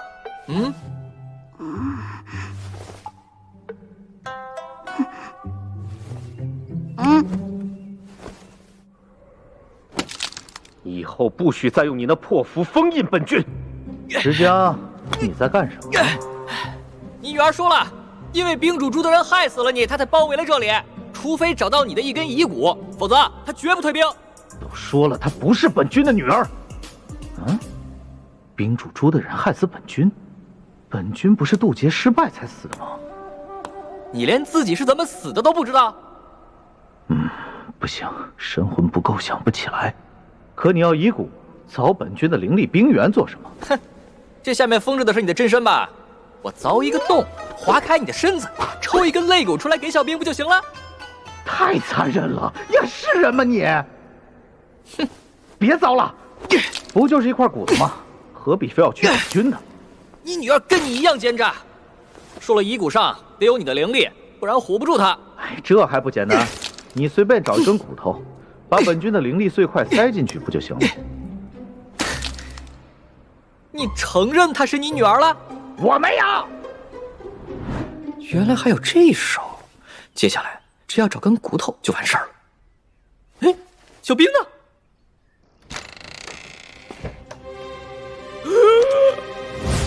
两军领袖居然在这种时候见面了，要是公孙锦打输了，我不就通不了商了？可是小兵输的话，我怎么向广陵交代呀？小偷，你知道这里有多少人吃不饱饭吗？你这样是不对的，想要吃的可以去前面领啊。哎，公孙大人啊，她是我妹妹，请你不要跟她一般见识啊。放我下来！放我下来！放开我！放开我！放开我！放开我！给我一个！这儿呢！我也要！呵呵，现在这画面和我预想的完全不一样。哦，我知道了，这些一定就是公孙将军的私生子。他们是孤儿。父母在战场上被魔族杀死，冰主猪被魔族包围，物资匮乏，将军也只能偷偷拿一些府上的食物来养育他们。哼，那又怎么样？他们的父母一定也杀死了不少魔族。那是自然，我冰主猪的将士个个骁勇善战，早晚将魔族杀个片甲不。那个夫人，你没事吧？小兵，快点道歉。你真够拼的，居然把我讲过的故事全给他们说了一遍。对，石江哥哥，你们的话我都听见了。里面有魔族的孤儿，他们说魔族都是坏人，害得他们没有父母。可是小兵只是想找到爹爹的遗骨，让母亲开心，才会包围这里。石江哥哥，我们魔族并不都是坏人。小兵不是坏人，我知道。小兵不要当坏人啦！哎呀，松手，松手啊！我走不了路了。石江哥哥，小兵走累了。好，那我背你。好呀，好呀。石江哥哥，小兵要听故事。听故事啊？很久很久以前，有一个人叫二牛。哎呀，小兵不要再听二牛了。那很久很久以前，有一个人叫萧炎。这个也听过啦。那我再想想啊。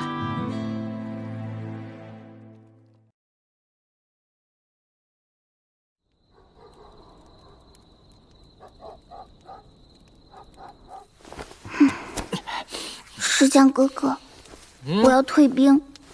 什么？你不找广陵遗骨了？不找了。母亲会原谅小兵的。等等，你别哭啊！其实我已经找到你爹的遗骨了。你看，货真价实的广陵遗骨哦。真的？啊！不信你验验。还好昨天随便捡了根骨头。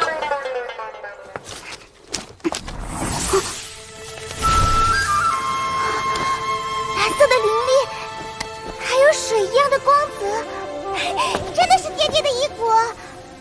这下你可以安心退兵，回家陪陪你的母亲了。可是，喂，你不会又想耍赖吧？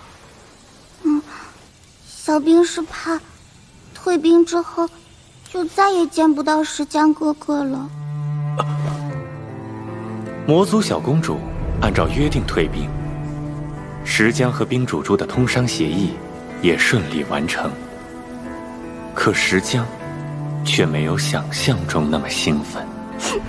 我叫小兵，你是谁啊？石江哥哥，你输定了。你说你的，不着急。石江哥哥，这可怎么办呀？石江哥哥，石江哥哥，石江哥哥。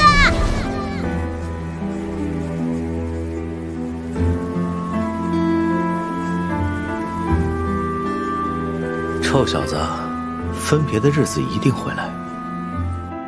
到那时，你真的能安心离开吗？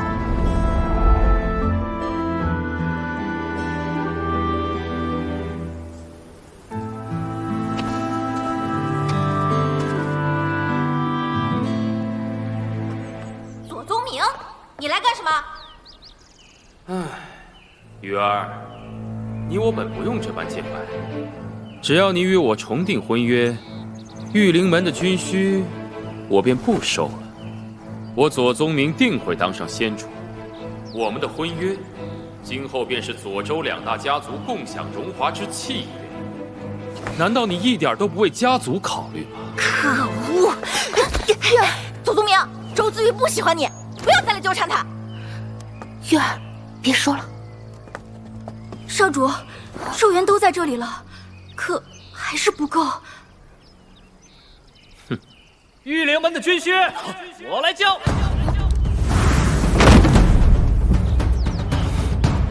石江，哼，总算肯出来了。石江，你替玉灵门交了寿元，那你的太岳门呢？放心，寿元多着呢。什么？这些都是我实实在在的赚回来的。倒是左少爷你，要真想凑够军需，不如跟我学学经商之道。老是强争强守，容易翻船哦。哼，让那些贱民消耗时间与青春，赚取寿元后再交给我，和我直接抽取他们的寿元有何不同 ？No， 你横征暴敛那是霸道。我石江开源节流，搞活经济，这才是王道。在我看来，下阶境所有贱民都不过是行走的寿元而已。哎呀，你就不怕这些话被外面的人听见，引得群情激愤吗？这些都是他们应做的贡献，听了去又何妨？呵呵，是吗？在我看来，下阶境所有贱民都不过是行走的寿元而已。真的我们不会反抗吗？去贤主那里告他！哎呀，糟了，真的被听到了呢。不过左少爷应该不会害怕吧？石江，逆阳天火！小兄弟！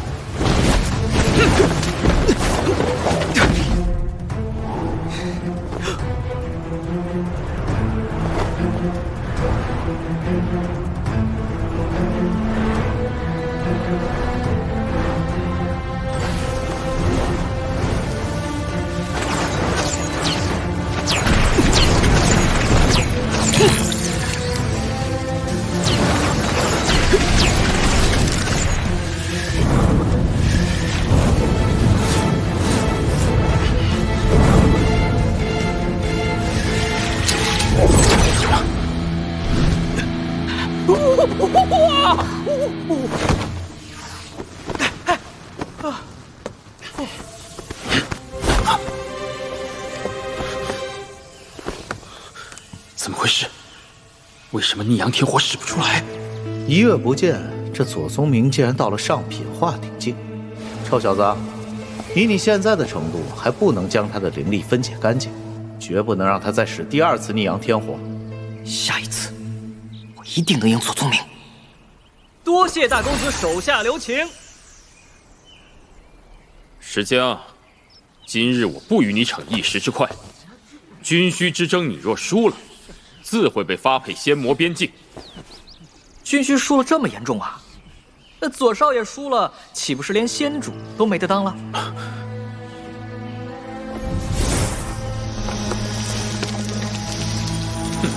军需已收，多说无益，我们走。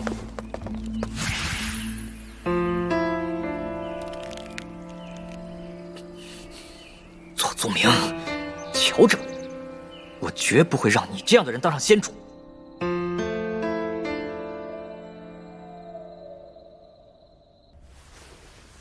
嘿嘿，干杯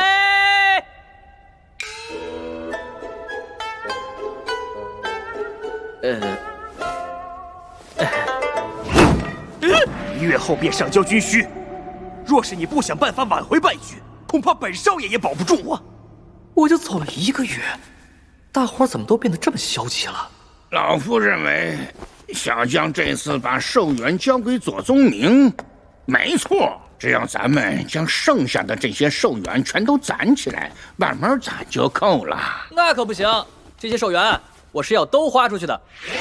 小将，你再说一次。你吓到我了。只要省吃俭用，大伙儿一起帮你凑军需，再贴上我和朝云的老脸去求公孙将军，应该能保你平安嘞。输赢不重要，重要的是你得活下来。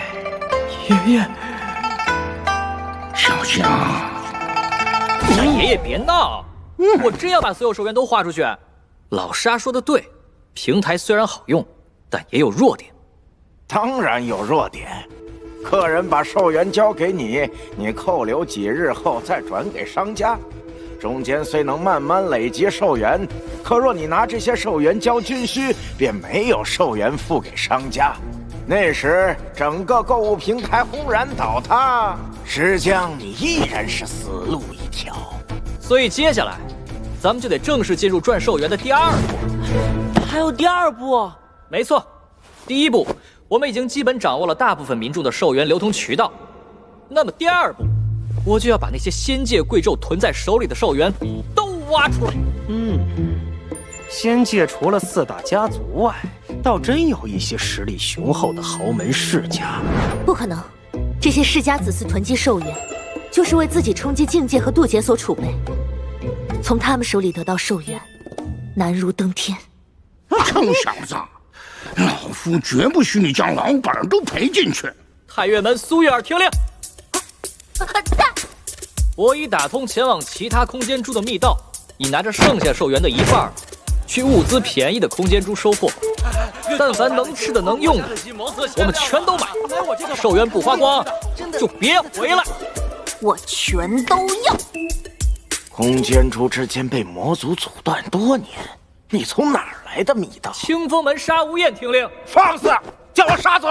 你亲自押送物资去冰煮珠，以你们的速度，3日便可来回。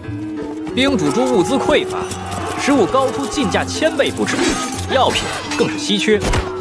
你就等着赚寿元吧。我家的灵沙怎么还没到啊？老弟，坚持一下，续命丹马上就到了。那是什么？都听好了，食物8折，丹药7折，看你们的单子领货，谁敢乱拿，老夫打断他的腿。第3步，就要请大小姐帮忙了。我？宗门珠、冰煮珠、秘宝珠、元素珠、法器珠里，但凡你能联系到的名门贵胄，都召集起来。无论送出多少寿元，都务必请他们来太岳门参观考察。我秘宝珠富甲一方，怎么会去小小的太岳门考察？这些寿元是请诸位走一趟的见面礼，我以周家声誉保证，绝无任何阴谋。只是过去看一眼，就给这么多寿元。石江，你这第二步到底是做什么呀？融资。融资？没错，现如今购物平台的收益让人眼红，我手中的股份就如会下寿元的金鸡，而商人逐利便会高价抢购金鸡。对，鸡生寿元，再以寿元生鸡，如此反复。妙啊！在我眼里，那些名门贵胄才是所谓的金鸡。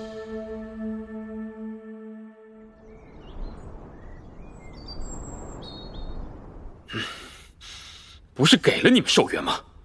怎么连个破镜道丹都买不回来？回禀少爷，有个神秘人出高价，把市面上的所有破镜道丹都买走了。难道是石江？不可能！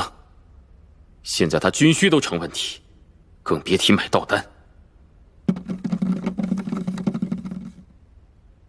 啊，这些可都是冲击境界用的破镜道丹啊！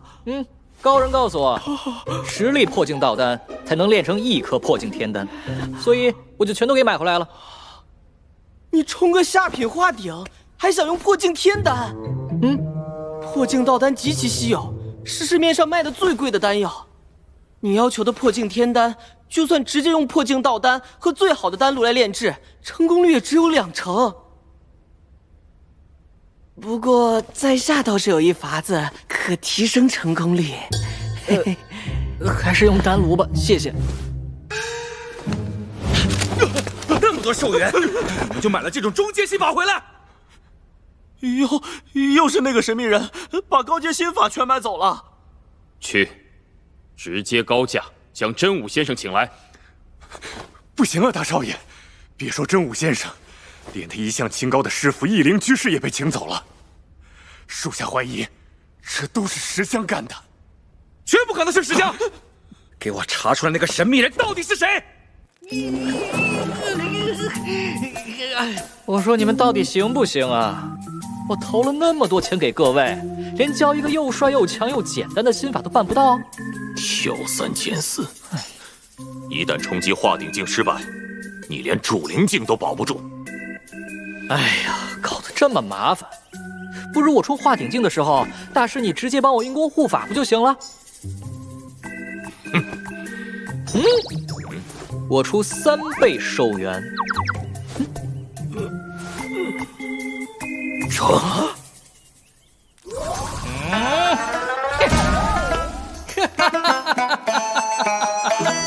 黑牌伤成这样，到底怎么回事啊？你们都是化顶境高手，为何连一只龙眠兽都抓不住？本来我等已经将龙眠兽困住，可谁知沙无厌和吕西瑶杀了出来，不但抢走了龙眠兽，还打伤了我们所有人。他们都是悟真境，怎么会冒着与左家为敌的危险，去抢一颗化顶境的兽核？是石江，他不但花了大量寿元雇佣沙无厌和吕西瑶，还让人给他们画像留念，气焰十分嚣张。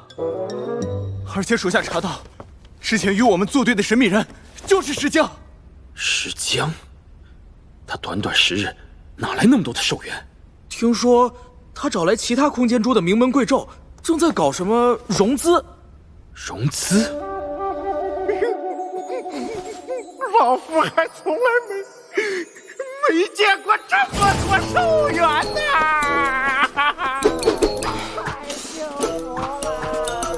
师兄，出租里好吵啊！比起这个，外面吵得更厉害吧？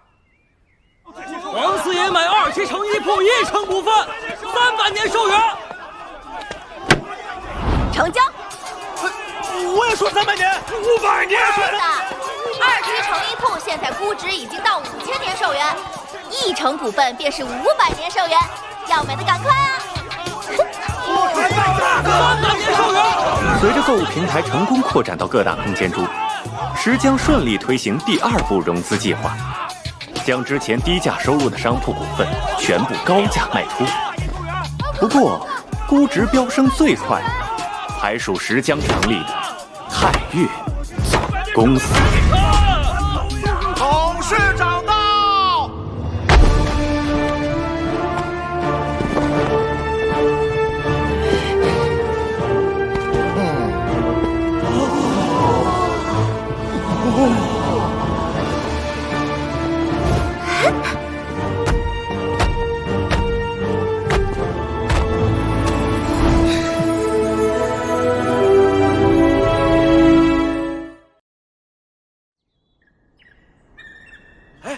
石江他们穿的什么衣服呀？还挺好看的。画顶！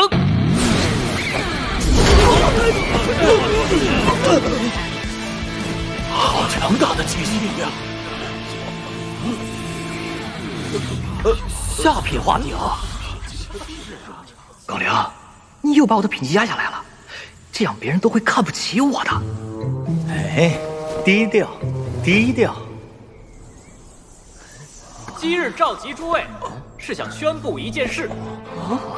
我已经凑够了20万年寿元，不过不是用来交军需，而是将这些寿元再次投入市场。我要让没有本钱投资的平民也有机会赚取更多寿元，让你们这些富商的寿元都翻倍增长。我的第3步计划就是开寿元庄。寿元庄是什么东西啊？我也不知道，能赚寿元就对了。哦，石江，寿元庄虽说有前途，不过也需要时间呢。可如今左宗明的军需也快收齐了，不如先让本公子来执行普兰比如何呀？大少，你要对我有信心。普兰 B 实在太阴损了些，还是等到万不得已的时候再说吧。不好了，石江，不好了！那和老寇抢走了所有的寿元，说现在就去帮你交军需。什么？石江，事态紧急，你还是不准备用普兰比吧？先赶紧去拦住爷爷，说不定还来得及。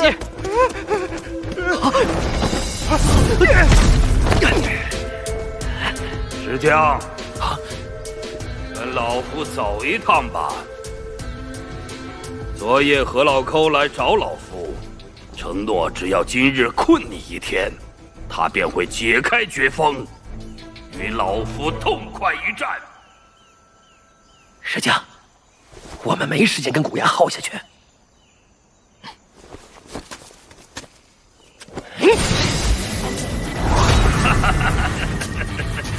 2个画顶境的小娃儿，也想与老夫一战？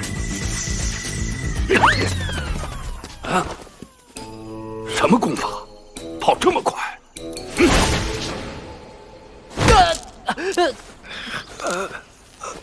狗掌门，爷爷只是让你拖住，不是让你要我的命吧？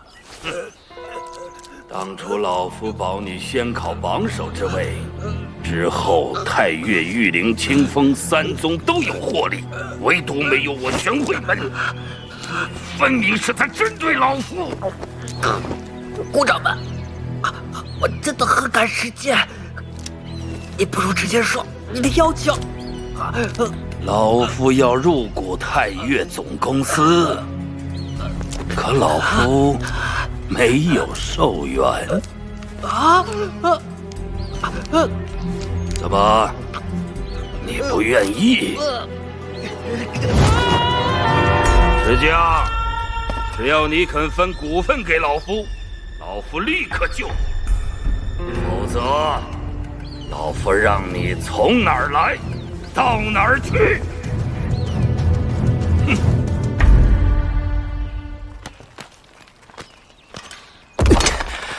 当时就是在这里割断的绳子。石江，等我，这次我萧崇3一定不会辜负你。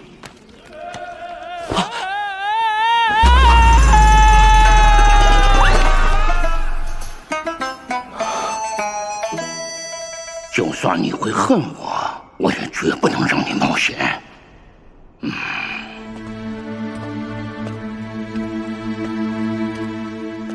合掌们，期限未到就着急来交军需了。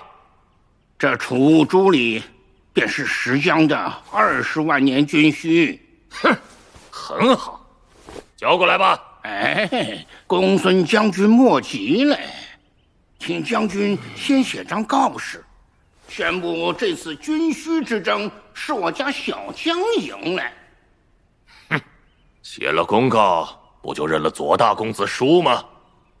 你小小太岳门，不会真的想和左家硬拼吧？没有公告，那这寿元老夫可不能交给。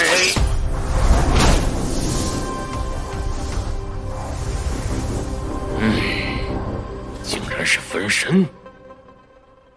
合掌们，现身吧！本将军方才只是试试你的功法。哎呦，差点就中幻术嘞！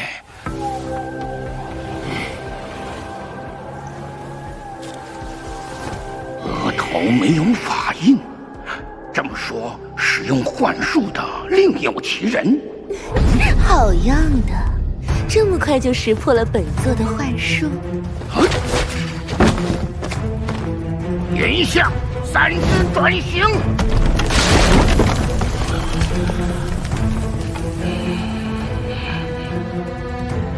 物真上品，一来便使出全力吗？何必这般心急？本座还想多和你玩玩呢。哼，虚张声势。下界境除了古崖，没人是老夫的对手。打不赢，打不赢，试试看就知道了。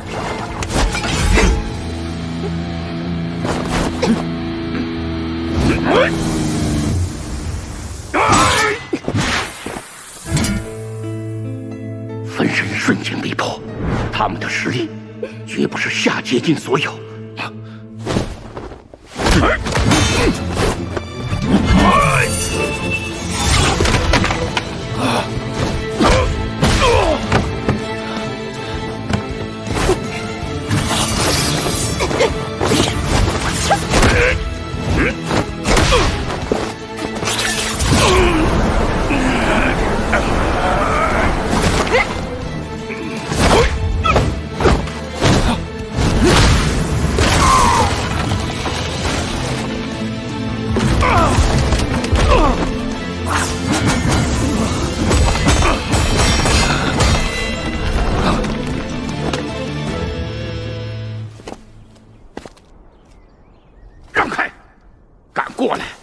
老夫就把寿元吸光，大不了2败俱伤。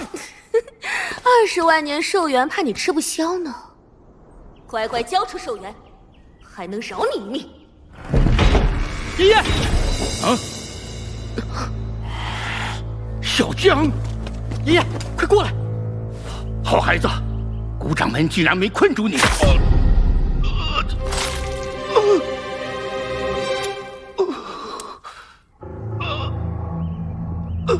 你是谁？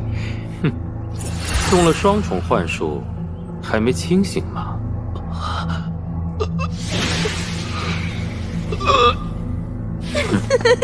这老头有点蠢呢。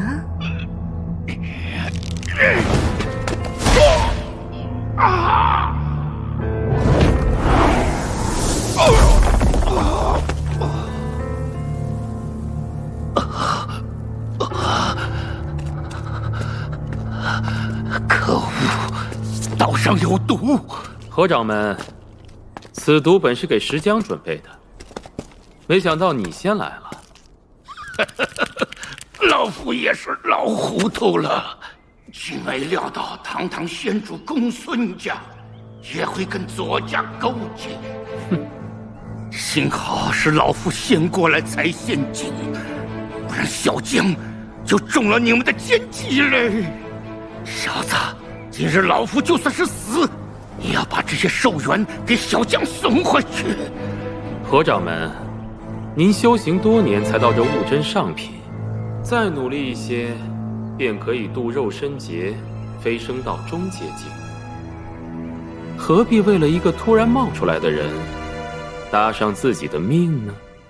突然冒出来的人，老夫活到今日，曾经的亲友全都战死沙场，从此无亲无故，孑然一身。本来老夫也只打算安静地守着太岳门，慢慢老死。可突然有一天，冒出个小娃，天天爷爷长爷爷短的，好像老夫真的多了一个孙儿。老夫再也不是孤单一人嘞。废话真多。动手！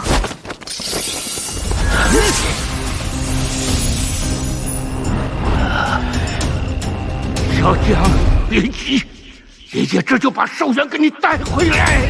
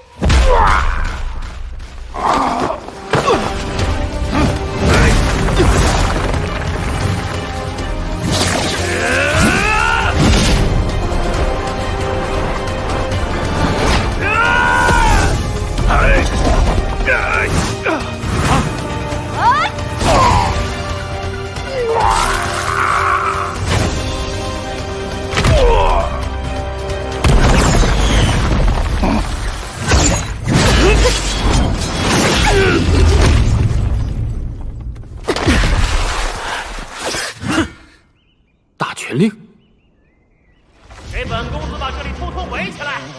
执法司马上就到，一个都别放走啊！程一元怎么来了？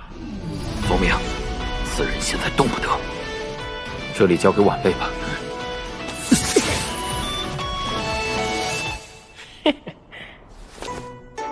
哎，不对呀，下阶境没人能伤得了我的大权令。哦，我知道了，刚才还在这里的两位，恐怕不是下阶境的人吧？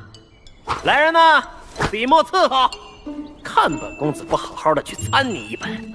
程一远，你竟敢带兵擅闯公孙府，眼神不好吧你？本公子的兵只是在外面休息，又没进来。程少爷，小将他还虐待老人，再加一条。程少爷怕是误会了，我只是来公孙府交军需，不料想何超云为了给石江凑足军需，竟动手抢夺我的寿元。哎呀，左少爷说的对，还真有人抢了你的寿元。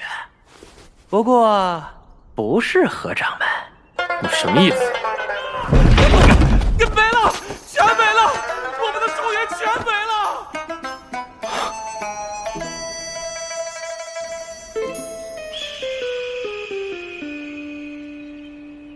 百步踩！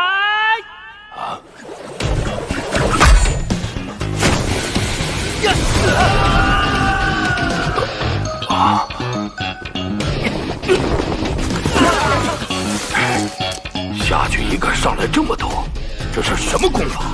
周三，这些寿元你拿着，带大家去太岳门等我。石江，这么多我不能要。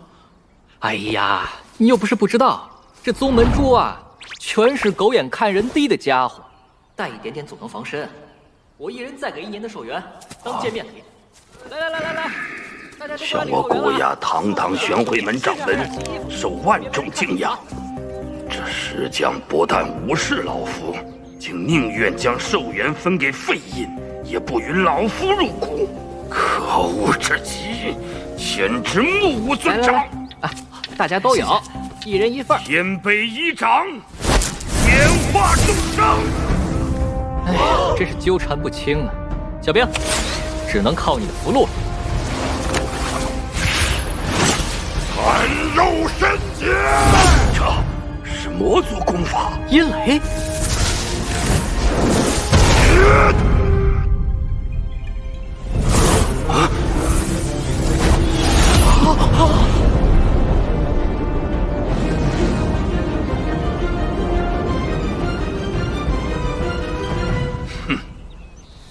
胆石将，竟敢用魔族功法！哎，不要误会啊，这是我收缴的魔族符箓。的确是魔族军队配备的符箓，小小年纪竟拿到这种高阶魔族法术，石将，你到底经历过什么？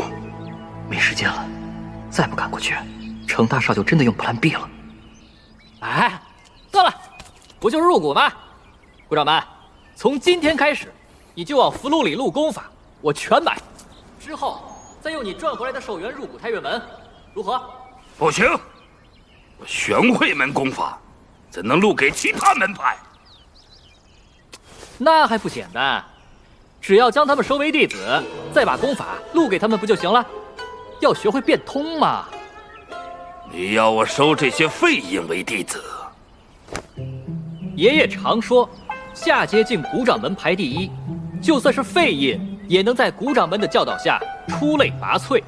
而且，银录功法消耗的寿元，我都如数赔偿，绝不食言。哈哈哈哈哈！好，从今日起，尔等便是我玄慧门弟子了。什么？玄慧门的弟子？不是说要通过仙考才有资格进入宗门吗？怎么石将一句话就……是宗门主方向，这种战斗，难道是天雷？糟了，还是用了 Plan B 吗？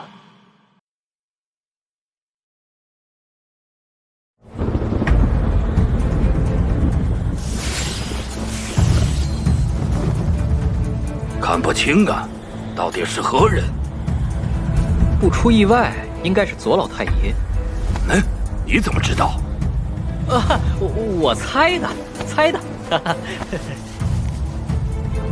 唉，没做好完全准备就激怒了左宗明，也不知道是福是祸呀。我说，左宗明的军需可凑得差不多了。万一他再来抢你的寿元怎么办？哎呀，小包哥跟我说过一件有趣的事。左老太爷一直想渡肉身劫，所以他时不时就会偷拿一些左宗明的军需。哦，真到了万不得已的情况，怂恿这位老太爷去偷光左宗明。大少觉得如何呀？有趣，果真有趣！我现在就去办。别激动，水位都下降了，这只是Plan B而已。哎，Plan B，这招有些阴损，等我有了万全准备，才能对左宗明釜底抽薪。要开始了！奏请上神，降光落雷，驱龙掣电，渡我肉身。真是左太爷！玄宗御天道！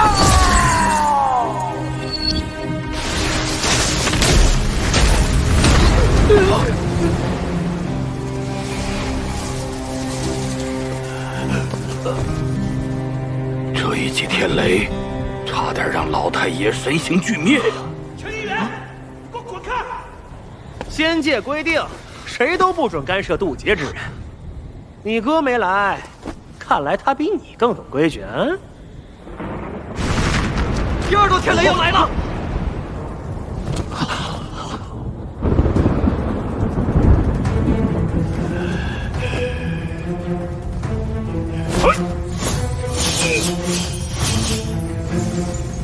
这次一定能成，还有几万年的寿元，足够了。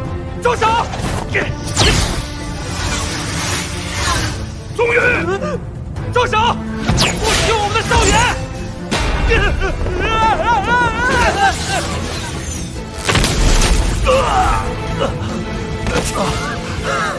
用这么多寿元，还是不行吗？宗宇，你只是筑灵境，一碰天雷就会神形俱灭，现在已经没有人能阻止老太爷了。师傅，可是……哎呦，二少爷，我只是顺路路过的，你们慢慢聊啊，我就不打扰了。嘿嘿。怎么样，看见我爷爷了吗？他没事吧？何掌门，他……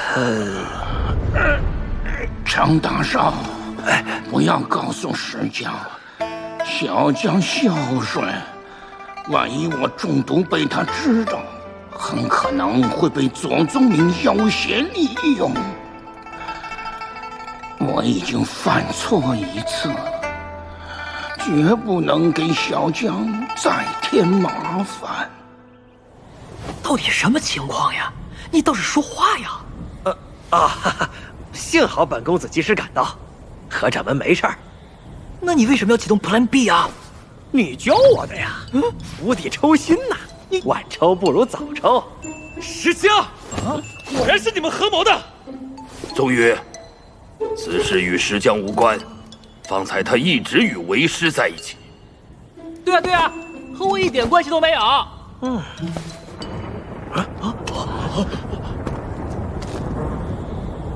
这渡肉身劫风险也太大了吧？那是自然，一点失误就会神形俱灭。可一旦成功，在中阶境修炼速度100倍提升，一切都值得。侯太爷，不要一味抵抗天雷，试着将天雷引入体内。罢了，渡不过肉身劫，也是死路一条。倒不如拼死一搏！玄宗御天诏，来吧！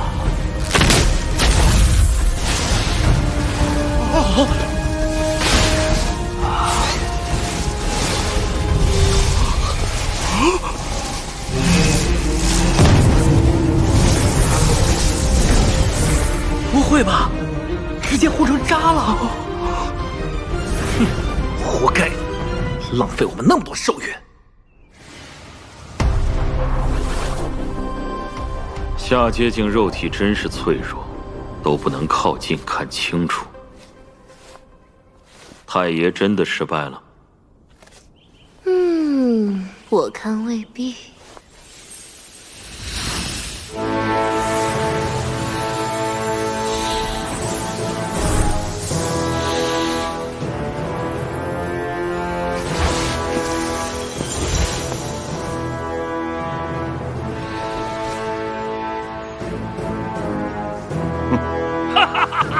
成了，左太爷渡过肉身劫了。那纯粹完美的肉体，老夫等的便是这一刻。让老夫来试试，能入中阶境的肉体到底有多强！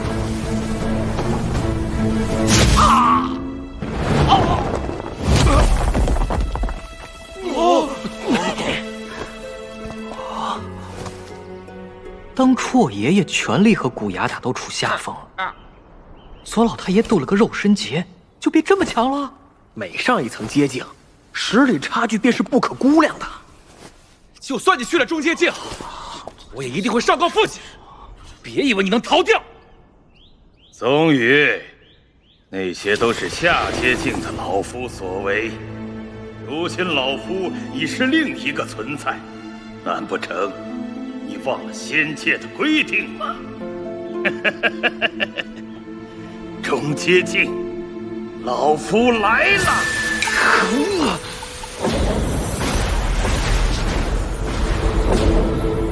原来下阶境的最上层都让天雷封住了，穿过这雷云层，应该就是中阶境了。何人鬼鬼祟祟？这是我左家家仆来迎。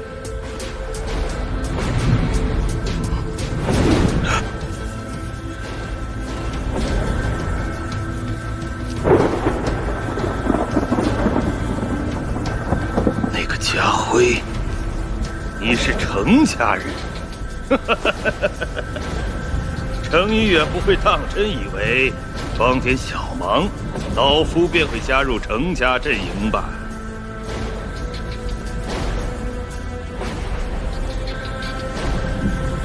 无礼之徒！左家家主乃是老夫孙辈，曾孙更是下任先主，休要阻老夫去路！退下！真巧，就是你的曾孙让老夫来为你画张像。宗明，找死！人阳掌！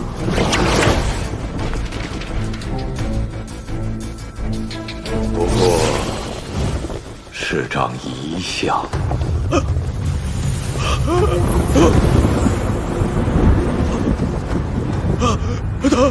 等一下，老夫的儿子是。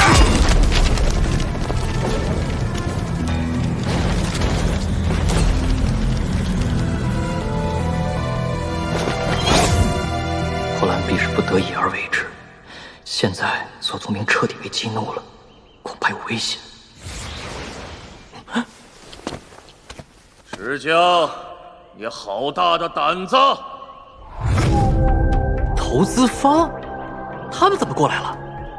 石江，你胆敢拿投资款去付军需，你违背我们签下的契约。按照违约条款，你必须赔偿寿元。这些人从一开始就没打算和我搭一条船。若是我来为石江担保呢？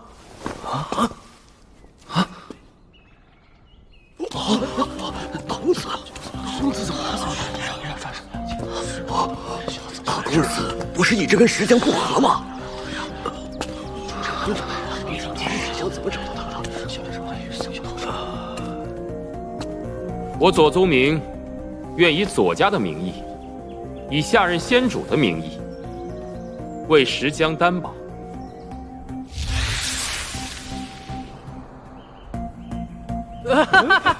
多谢左大少，谢谢啊！我一定好好做生意，不辜负大少爷的信任。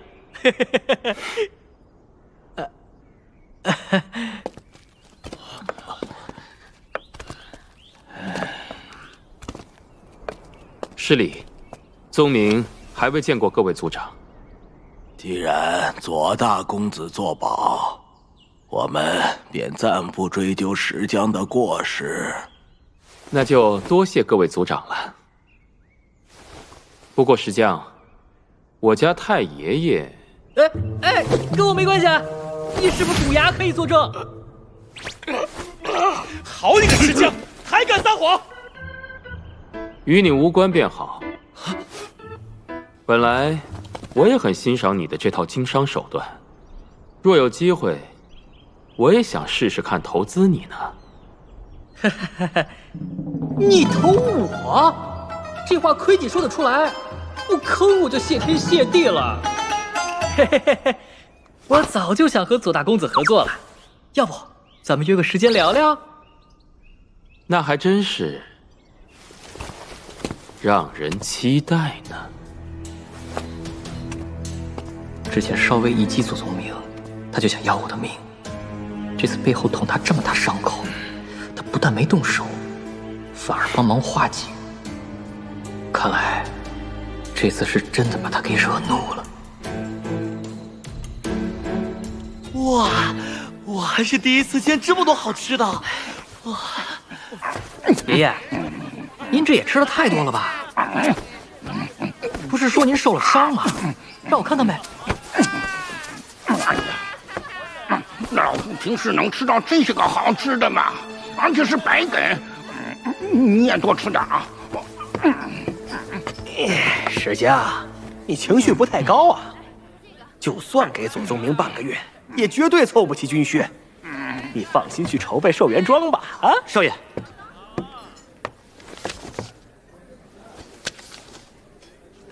啊，鸿雁楼下棋，现在。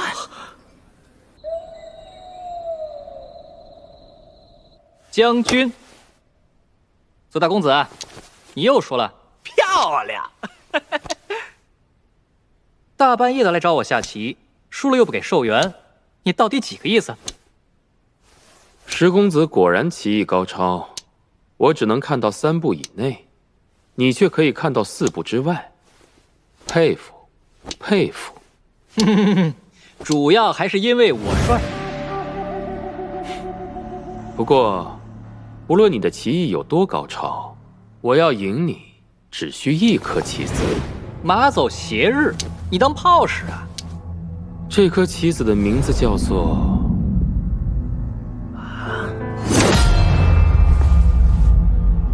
何超云。哈哈哈，大公子真会开玩笑，你用我的爷爷来将我的军？哦，我还以为程少爷早就告诉你了，何超云中毒的事。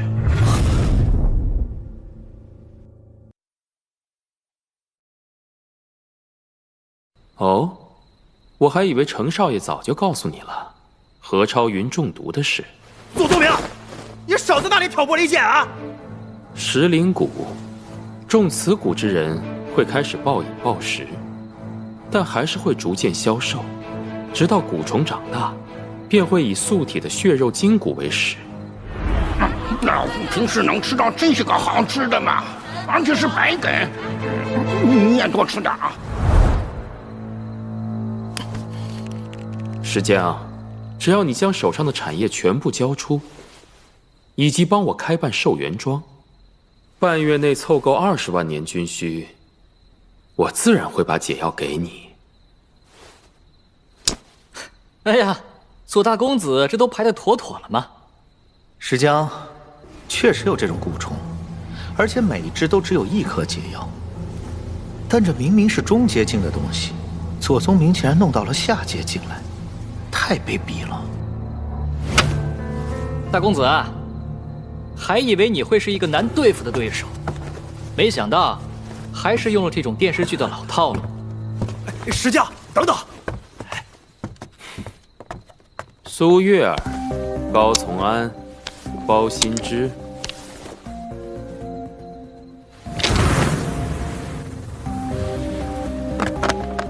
你能被我利用的棋子还有好多颗，我只给你1天时间考虑。若没得到我想要的答案，何超云的解药就会彻底从仙界消失。我现在好歹也算是富甲一方，总得让我砸些寿元看看能不能解毒，再决定求不求你吧。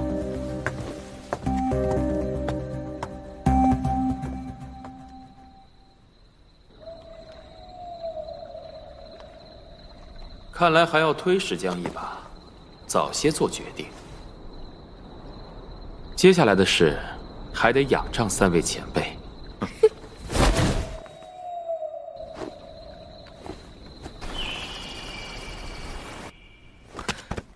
你怎么了？快醒醒！大家到底发生了什么事？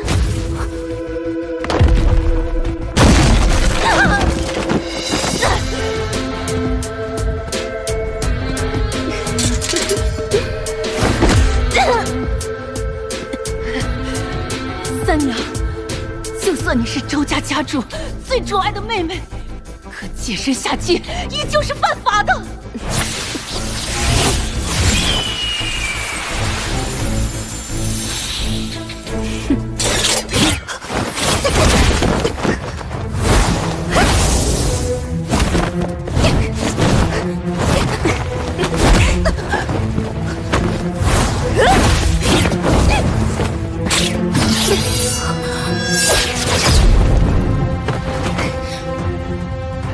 你是何人？快放开我母亲！哦，鸾凤血脉吗？难怪连本座的无梦幻境也对你无效。可惜啊，这么强大的血脉却还没有成长起来。既然你的母亲不肯听话，不如现在就把你送到左宗明的床上。早些血脉相融，好像也不错。幻想分身。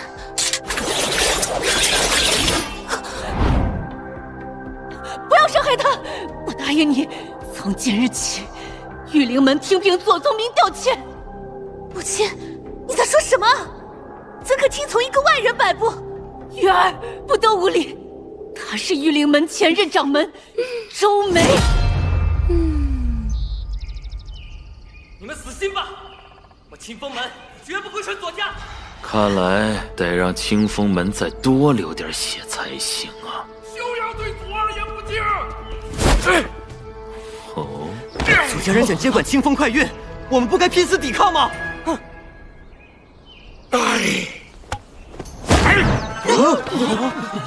也是我老沙在1个月前就改其意志，看，这就是我们清风门的诚意。太不要脸了！上面的墨水还没干呢。老夫早就看不惯石江飞扬跋扈的样儿。正所谓识时务者为俊杰。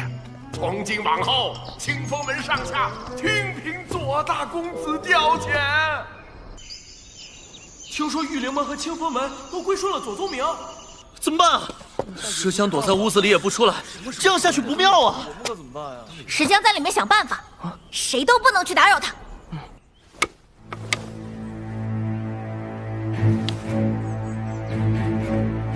答应老夫，你要赢，你一定要赢。左宗明的这局棋既然没有规则，那么，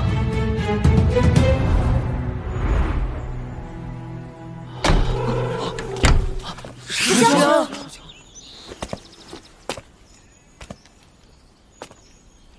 我宣布，太岳总公司从今天起解散。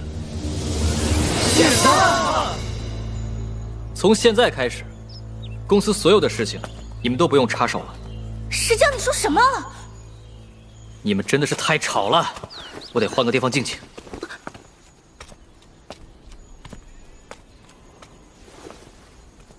石江，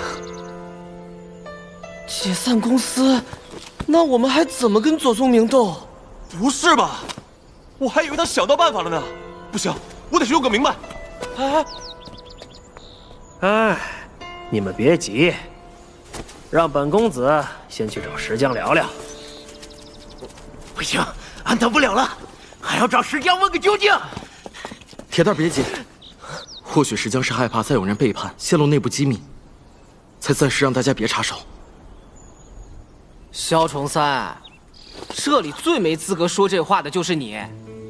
当初你割断石江救命的绳子，谁知道这次你还会不会背叛他？那件事早就过去了，你给俺闭嘴！够了！我苏玉儿以太岳公司副董的身份命令你们，都闭嘴！哼，得了吧，公司都解散了，你还副什么董啊？之前要不是石江给你安一个头衔，谁会听你的？我不会为做过的事狡辩，但我会用实力证明，我萧崇三有资格站在石江身边。哼，崇三，等等！哼，老高，去向崇三道歉。现在我们必须团结，和石江一起度过这个难关。算了吧，没了石江，你能解决什么问题啊？再说了，石江不拿主意，你叫大家怎么团结？我，走了。与其在这里干瞪眼，还不如去给何老抠炼个解毒丹。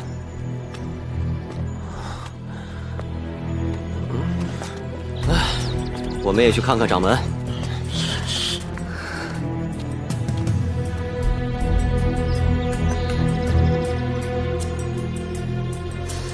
事情怎么突然就变成这样了？石江，你不会真的就这么放弃了吧？不会的，你不是那种会轻易认输的人。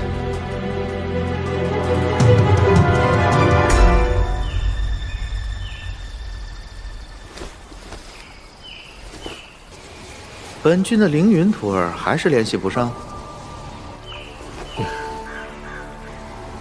也是啊，凌云那小子，上次主持祝灵出了那么大的事，怕是也受到了贬斥，联系不到很正常。广陵，我再问你一次，爷爷的蛊毒，你真的不能解吗？本君只是一缕残魂，哪记得那么多偏门毒药的解法？除非你赶紧修炼到中阶境，再帮本君寻回三魂七魄，或许还有希望。等到那时候，我爷爷早就没命了。你能不能提点有用的建议啊？无论任何时候都要搞清楚你最终要的是什么。这可是你石江法则的第9条。你从一开始就是为了离开这里而努力，现在怎么婆婆妈妈的？石江，总算找到你了。刚才你骗大家说要解散公司，真是吓死本公子了。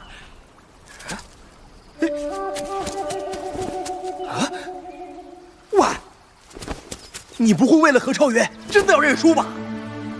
那程大少，你的高见呢？石江啊，凡事要以大局为重。如果何掌门真的出了意外，我们大可为他准备一个风光的葬礼啊！又来，同一招，本公子可不会再中第2次了。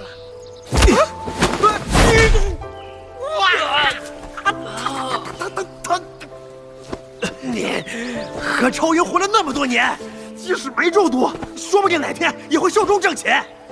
就为了让这老头多活几年，断送大家的前途，划算吗？对我来说还不到半年。我认识爷爷才不到半年，我绝对不会让他这么快就离开我。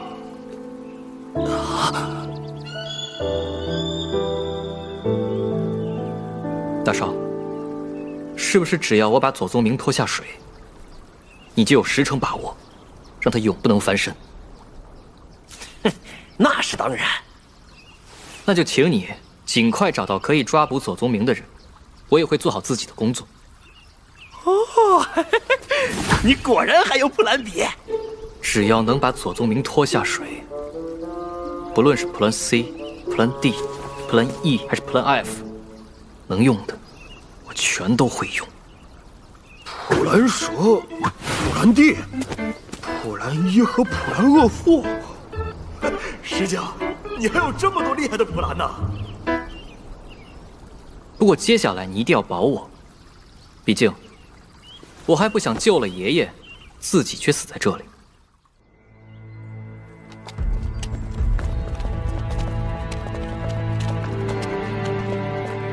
宗宇，去敲响门，告诉石江，他有贵客登门。二叔，如果石江今天不答应与我合作，就当着石江的面杀掉2个他的朋友吧。哼，你想先杀谁？当然是从最没用的开始。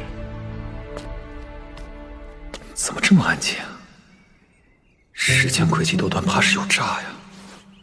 那我是踢呢还是敲呢？还是敲吧。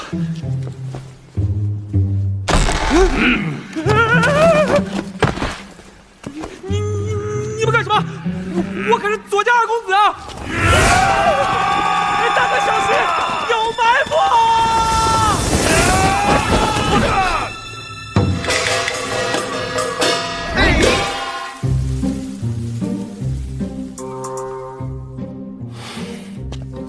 哎，哈哈哈！左大公子，欢迎欢迎，让我们来谈谈合作吧。嘿，这是凌虾配方、传影视加工厂的房契，以及整个平台的往来账簿啊，还有平台的其他资料，从今日起全都归左大公子所有。哦，对，还有一个东西，哎，这是20万年寿元，当然得一并交给左大公子了。哦，这么轻易就交出来了？不能交！石江，这可是师尊用命换回来的寿元。没错，不能交。石江，跟他拼了，大不了把事情闹大。石江，我们准许你把寿元交给大公子，如果现在交，就不算你违约。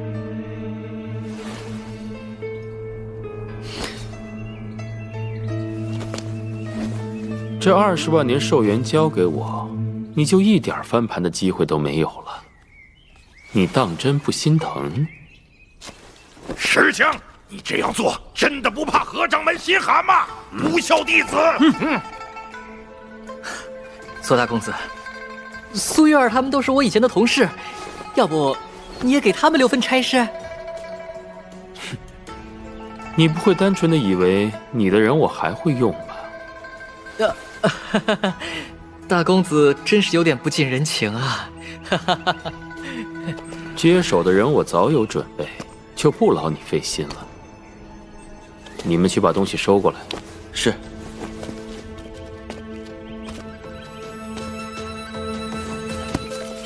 啊！这些账簿都是我苏月儿记的，凭什么交给你们？月儿，不要添乱！二叔，逃走的便是最没用的那个人。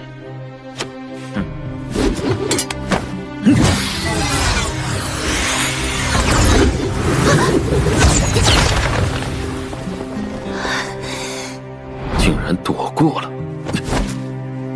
糟了，月儿飞得太高了。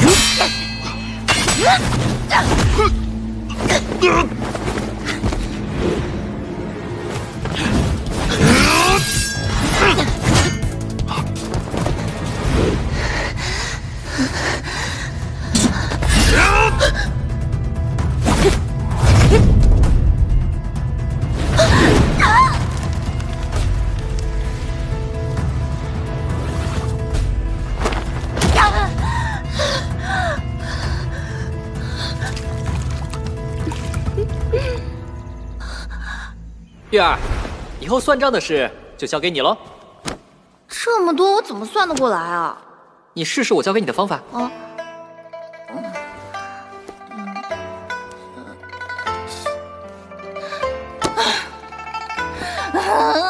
多找一些人来算不就行了？为什么非要我一个人算啊？一个公司的账是最重要的，只能交给最信任的人来保管。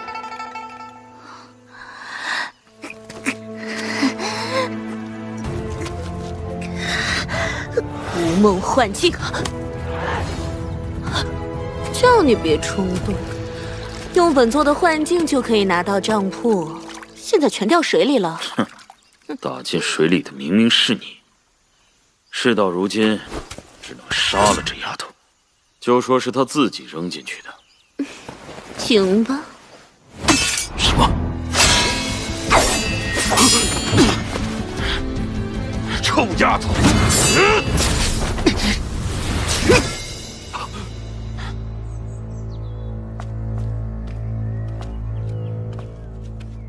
少爷，不先禀报家主，就这样做不好吧？咱们程家虽暗地与左家较劲，可明面还须得交好呢。左宗明私请大能下界，只要把这事报上去，上面自会查下来，便是我父亲也挡不住。窥探先主之位的，可不止我程家一门。左宗明，到时候看你怎么办。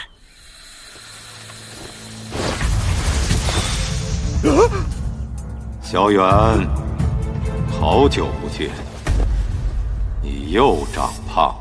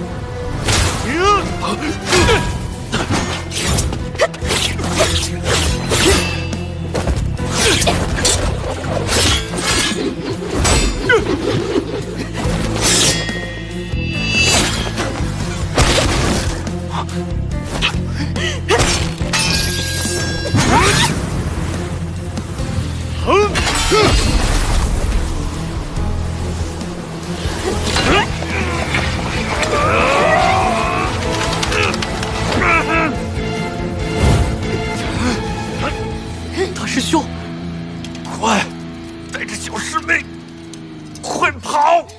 竟然能同时拦下我2人的攻击，你是何人？此人不简单，现在还不能暴露身份。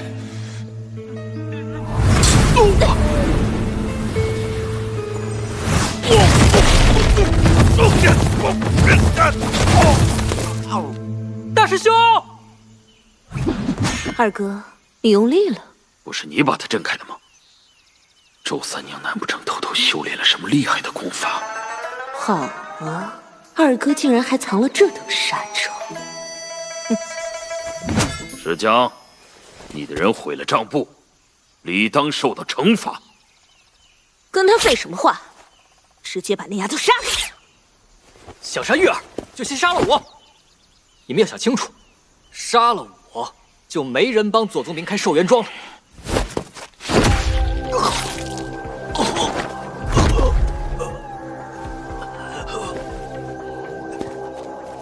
在绝对的实力面前，耍嘴皮子是没用的。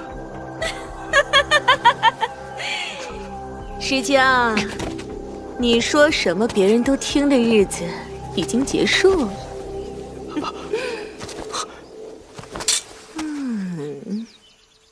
不，住手！不要，玉儿，快住手！三娘且慢。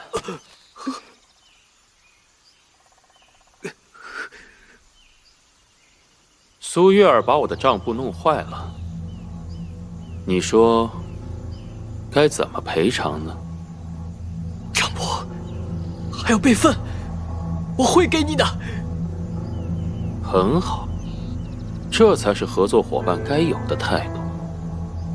既然账簿有了，苏月儿也不必死了。记住，人不是活着就有价值，是有价值才能活着。带上账簿来左府见我，我等着你。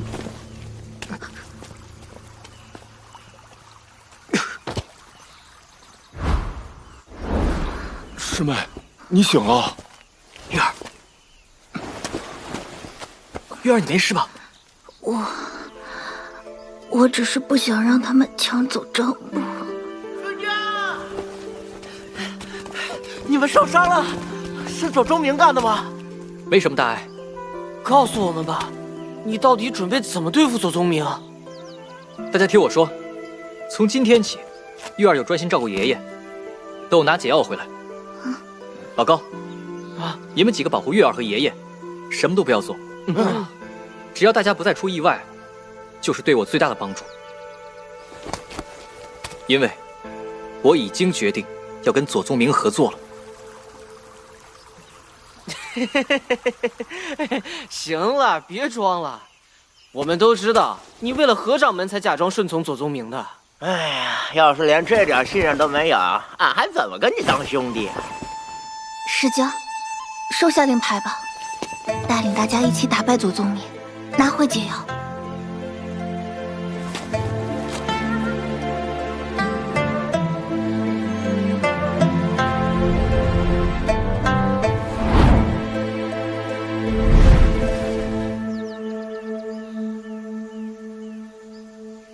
石江，臭小子，那2个中阶境的可不好对付，要是真把这群人牵扯进来，搞不好还会死更多哟。我知道，不想让这群凡人精搅和进来，就得彻底疏远他们。感情淡了，以后你要离开也更容易一些，一举两得嘛。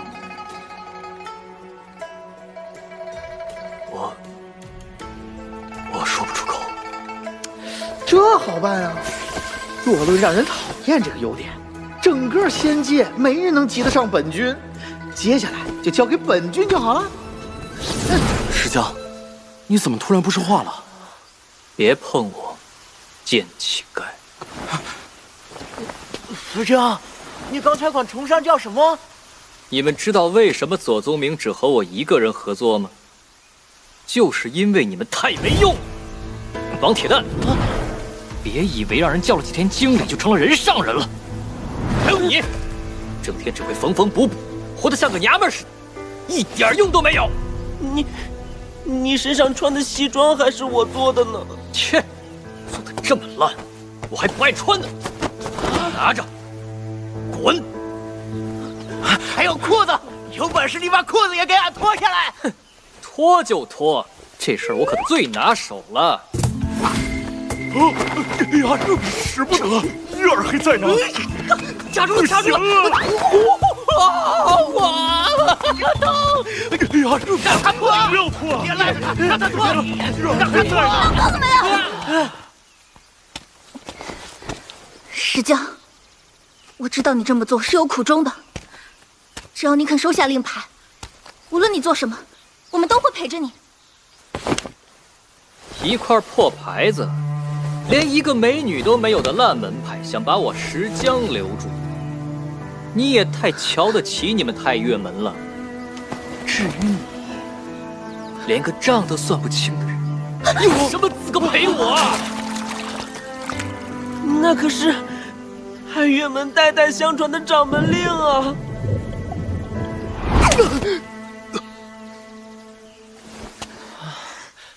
小师妹，等等啊！呸！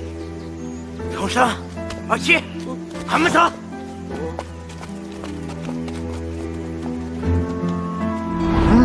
居然又让人给删了出来，还都是女人。小子，本君可是让他们彻底对你失望了，不后悔吗？你做的对。失去这么多朋友，心疼吗？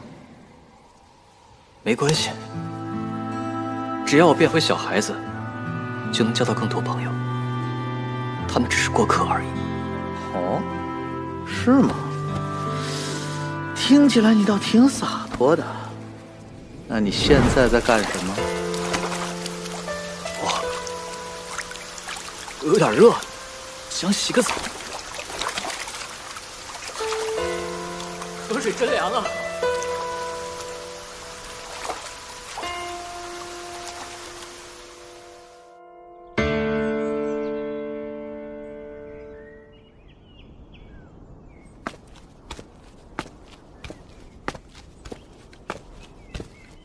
石江只身一人赶来左府，倒是胆识过人呐。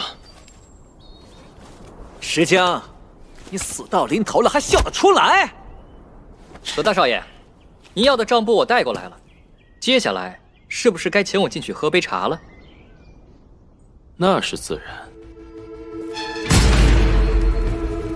没想到吧，石江，这间牢房早就给你准备好了。觉得冤屈吗？啊？不甘心的话就使劲挣扎吧。你手上戴的是本公子特意为你准备的锋刃锁，只要一用力，便会触发锁中的锋刃，将你切得皮开肉绽。看来石师弟是故意说那些话，想气走大家。我们还是听他的，不要去打乱他的计划。大师兄，当初仙药谷一战，我没有第一时间走到石江的身边。这次，我不会再让他孤单面对一切。可是你又能做什么呢？只要我能治好师尊，石江就不会被左宗明抓住把柄，他就一定能赢。小师妹，你真的很喜欢石江啊？我喜欢石江，很喜欢的那种。那我呢？从小到大我都陪在你身边，为什么你却一点都看不到我呢？月儿，大师兄，月儿，我那个印记到底是什么时候？大师兄，你怎么了？师尊！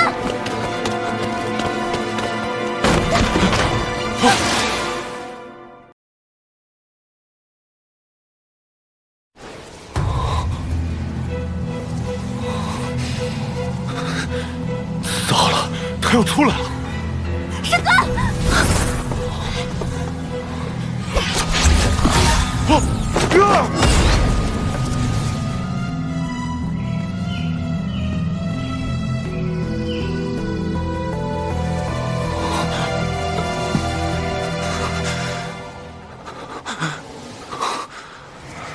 不好，何朝元终不过于虚弱，绝风快要失效了。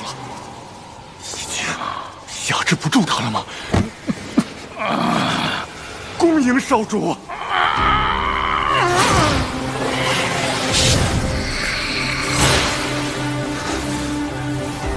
好强的威压，全身的骨头都像在悲鸣一般。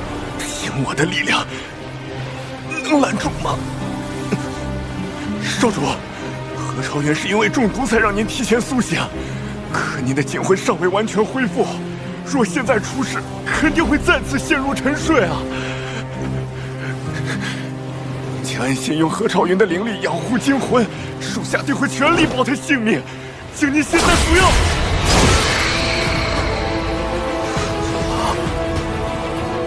不行，他不会听我的话的。现在让他出来的话，月儿就安睡。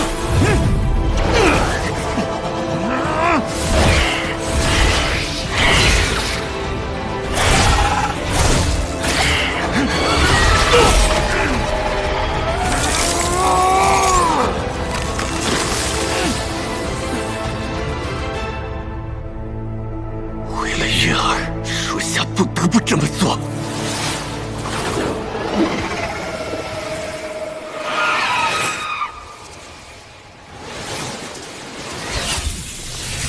没想到重启绝风，竟然会耗损将近20年的本命寿元。头好痛啊！喂，左宗明，你弟弟太吵了，这样子我们没办法交流啊。宗宇，不得无礼。左大公子，我好心来送账本，这就是您的待客之道吗？是不是我的客人？那也得看你带的寿元庄计划有没有价值。我石江在家乡就是商人，如果没有确切让你心动的理由，怎么敢贸然到您府上来谈判呢？所谓寿元庄嘛，就是让民众及贵胄将闲置的寿元全部存入庄内，把寿元存进去。哼，清白无故，谁会将自己辛苦攒的寿元交给别人？打个比方，如果一个人存10年寿元到寿元庄内，1年后再以凭据兑换出来，那他的10年寿元本金加上1年红利，就会变成11年寿元。这样一来，谁都会积极响应大公子的号召，把寿元送给大公子的。不用任何付出便能白得寿元，有这等好事？大哥，这是石江想要搞垮左家的计划。寿元存进来又不会生，根本就是想让我们赔得一干二净。然后呢？哎，对嘛，这个计划肯定有然后嘛。1年内，民众的寿元都在左大公子的寿元庄内，到那时便可向下接近、中接近甚至上接近的各路军队进行借贷。借贷？我知道，之前在中接境便有过成立。当年先主向程家借5万年寿元赈灾，3年之后还了程家20万年呢。这事震动仙界，都说程家黑心烂废。哎，那是高利贷，咱们左家可不做这种缺德事儿。借10万年，1年后还12万，只要收回来的利息比发给民众的红利高就行。谁叫到时候左家最富呢？借多少还多少，还不是左大公子一句话的事儿？再说了，那些在仙魔边境打仗的士兵，从魔族那里得到大量寿元，不可能存在还不起的情况。啊！居然反过来找军队要寿元，借咱们寿元的是仙主，由仙主分派出去。就算真的打输了，难不成仙主还能赖账不成？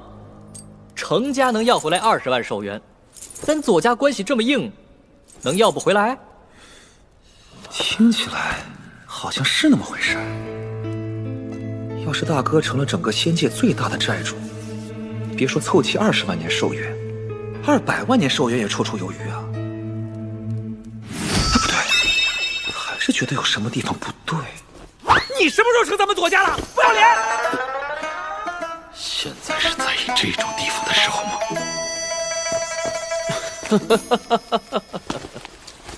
石江，看来我还是高估了你啊。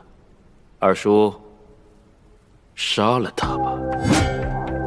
石江，以寿元庄进行借贷之法确实诱人，可风险却过大。不等筹到寿元借贷出去，我便早已被治军需之罪。哼，你分明是想与我玉石俱焚。你是认为所有人都不如你聪明吗？好啊，你果然想害我左家。大哥，杀了他！左大公子，若你认为我绕了这么大一圈子，就只为谋得仙界那一成红利，就大错特错了。哦，你还有何计划？你们退下。啊？为什么我们不能听？我们好歹也是……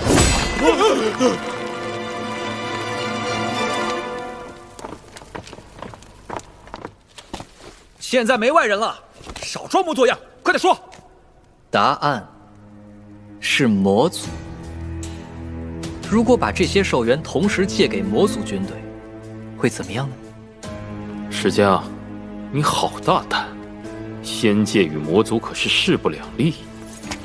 我说过了，我就是个商人，在商人的思维里，没有对错和敌我。如果打通魔族的借贷渠道，那么左大公子控制的可是仙魔大战的胜败。左大公子的权势比仙主还要大哦。而且，得到仙主之位只是寿元庄的好处之一，而寿元庄计划的最终目的是用寿元主宰仙魔两界。如此这般，左宗明继任仙主之位的所有障碍都会迎刃而解。这个石江，居然考虑到这么深远。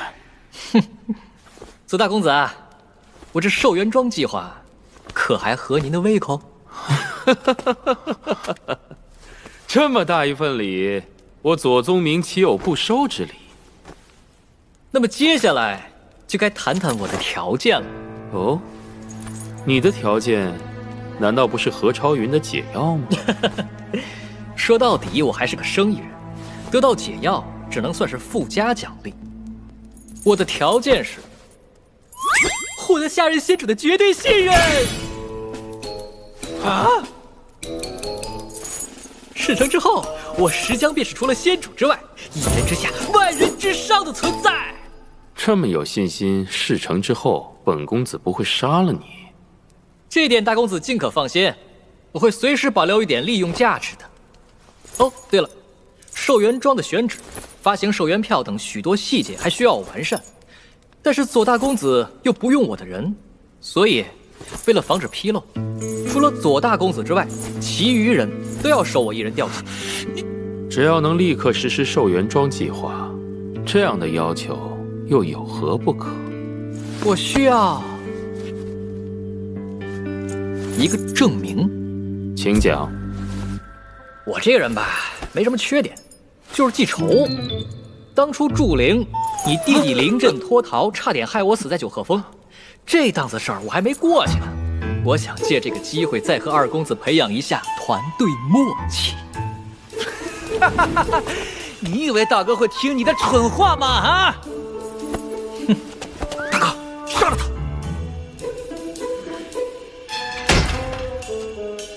哎，我左二公子，你哥刚才说了，只要我不出这牢房，所有人都得听我安排。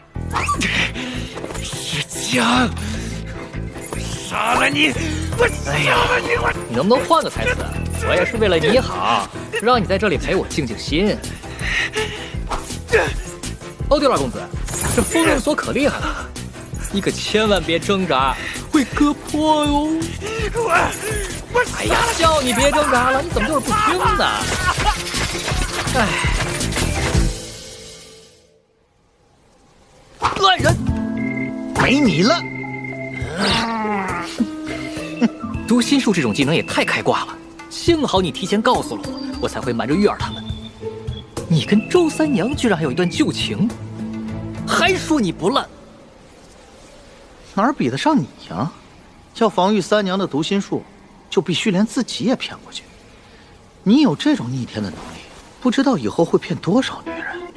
还是你更烂。别想转移话题偷懒啊，给本军撑住了。要不是何超云去教军需，程一远也没法提前知道左宗明请了那2个人下界，不然你怎么死的都不知道。你不是也说过，他们这种替身下界，要是没有寿元补充，力量就会大减吗？可是左宗明现在已经有20万年寿元，还把你所有产业都拿走了，你倒还在这儿不慌不忙。我不是告诉过你，干掉左宗明的方法就是耗光他的寿元吗？左宗明实力根深蒂固，还得到了整个下阶境资方的支持。就算你想耗光他的寿元，也不知道要花多少年。7天，只要7天，我就让左宗明亏得毛都不剩。哼，7天就扳倒左宗明？你想死可别连累本军也身形俱灭。你没有寿元，没有自由，你连一个帮手都没有，一个都没有。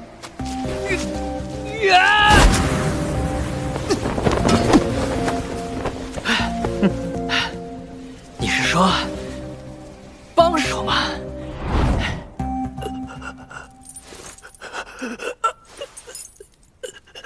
石强，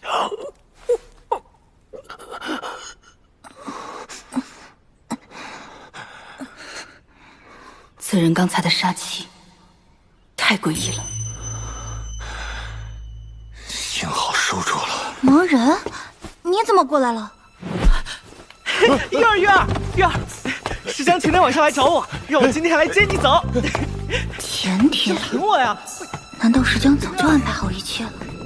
别误会，我是来绑架你们的。石江知道你们不会乖乖听话，所以哪怕用武力也得把你们带走。谁知为了不伤到这3人，我的人反倒受了伤，这得让石江加寿元呢。怎么样？你们如果也想反抗的话，这次我可就不客气了。我跟你们走，是去万毒谷吗？石江不是说苏月儿这丫头做事冲动，最不好说服吗？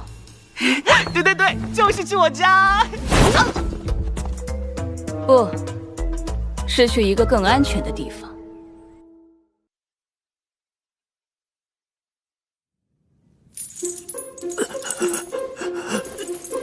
石江，杀了你！我要杀了你！呀，你想来？哎呀，蹲个自家地牢还受重伤，说出去也不怕别人笑话。要不是你，我怎么会被关在这里？你分明是故意报复我！我就是故意的。我留下你，就是想看看你对左宗明到底有没有价值。果然如我所料，在你哥哥的眼里，你只是一个任我发泄的道具而已。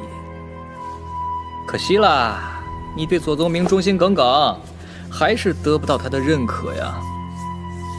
谁想要他的认可？我是为了父亲。哦，那么你的父亲又是如何看待你和左宗明呢？宗明、宗宇，你2人谁先猎到初阶灵兽，谁就能继承你们父亲的逆阳天火。宗宇，你父亲特意赠你这身铠甲，你可得好好表现，别辜负了他的期待啊！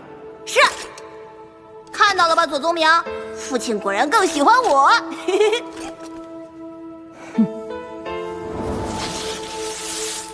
哎呀，不过打个初阶灵兽，竟然给2少爷上等铠甲，家主也是怕2少爷打个初阶灵兽受重伤，给左家丢脸了。难怪啊！果真还是大少爷更受家主器重啊！是啊。原来是这样，父亲。你这个贱民，有什么资格管我左家的事？左二公子别拿，你只是缺少一个自我证明的机会。比如说，这次的军需。军需？没错。如果这次军需是你左宗宇用寿元庄赚回了20万年寿元，你说你的父亲和整个左家会怎么看你？肯定会觉得我比大哥更有用。bingo！ 这样一来，等左宗明去了终结境，下一任军需长就非你莫属，或者你会比左宗明更快进入终结境。比左宗明先登上终结境？怎么停下来了？继续说呀！哎呦，左宗明心狠手辣，要是知道我给你支招，还不得剐了我？还是自己活命要紧喽。只要我不说，他怎么会知道？二公子放心。说吧，要怎么做才能赚过20万年寿元？哎呦，这牢房又湿又冷，我一阶下囚白白这样帮你，我又不是圣人。二公子，不如先给我弄个鸡腿来吃吃。当然，如果二公子连解决我温饱问题的权利都没有，我也不勉强。哼，只要你的办法可行，想要什么本公子都赏给你。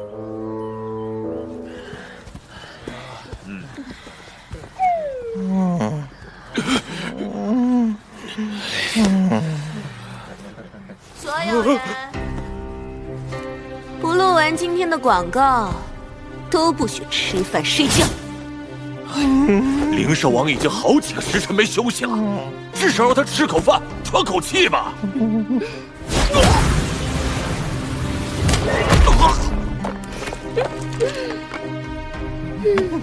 灵兽王是吧？要是敢休息，本座就吃了这些小畜生。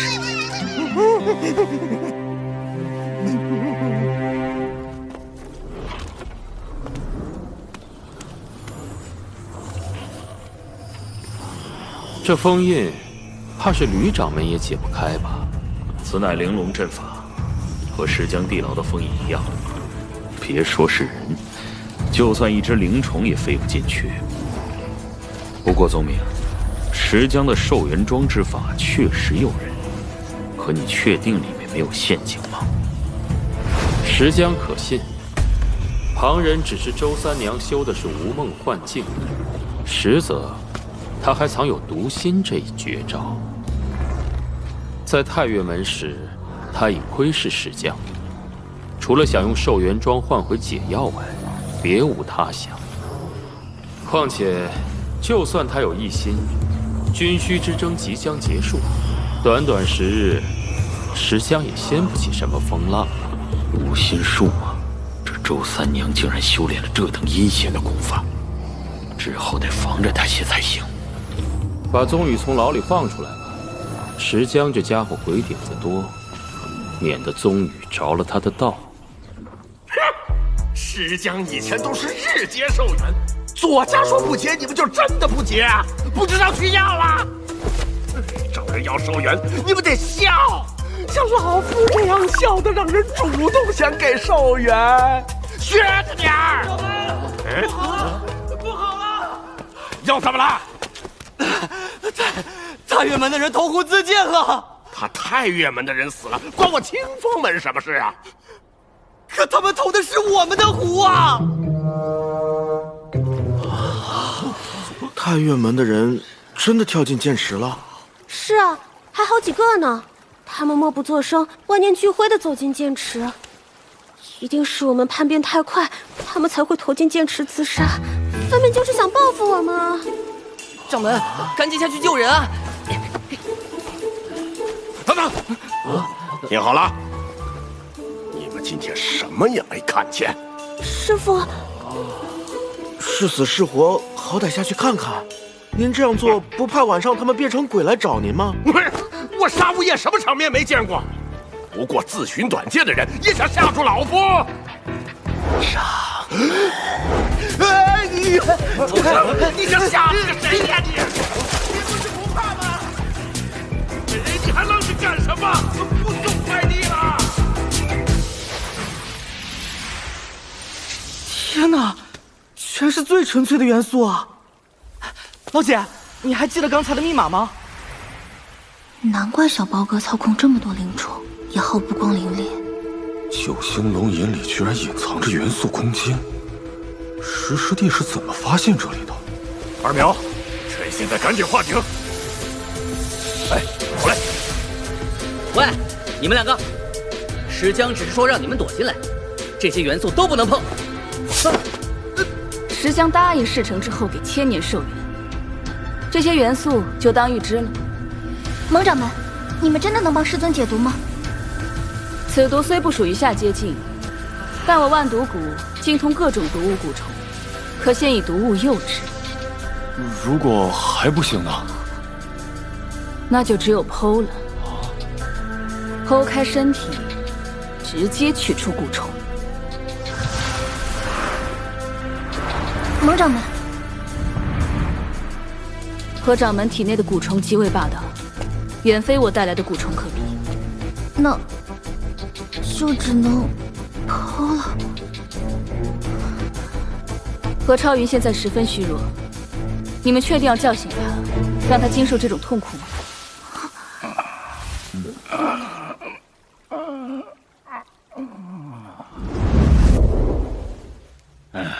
苏老哥，现在还不是跟你走的时候啊！何老弟啊，你可想好了？当初仙魔大战，太岳门独你一人生还，那时的你，梦里还时常嚷着要和老夫一同离去呢。结果我现在却成了贪生怕死之人类。本想着与这东西同归于尽之前，帮着小将把军需赢了，谁知这事儿竟闹到这般田地。石江为了救你，不惜放弃一切；你为了救石江，拼上性命去贪生，又有何不可呢？老哥说的对，我得和小江一起扛过这关。现在还不能跟你走嘞。苏老哥，那我先回去了，你再多等等。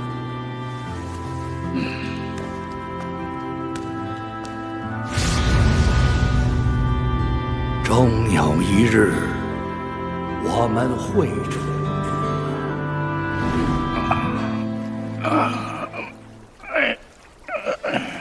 盟掌门，师尊，盟掌门放心，老夫不会这么容易死嘞。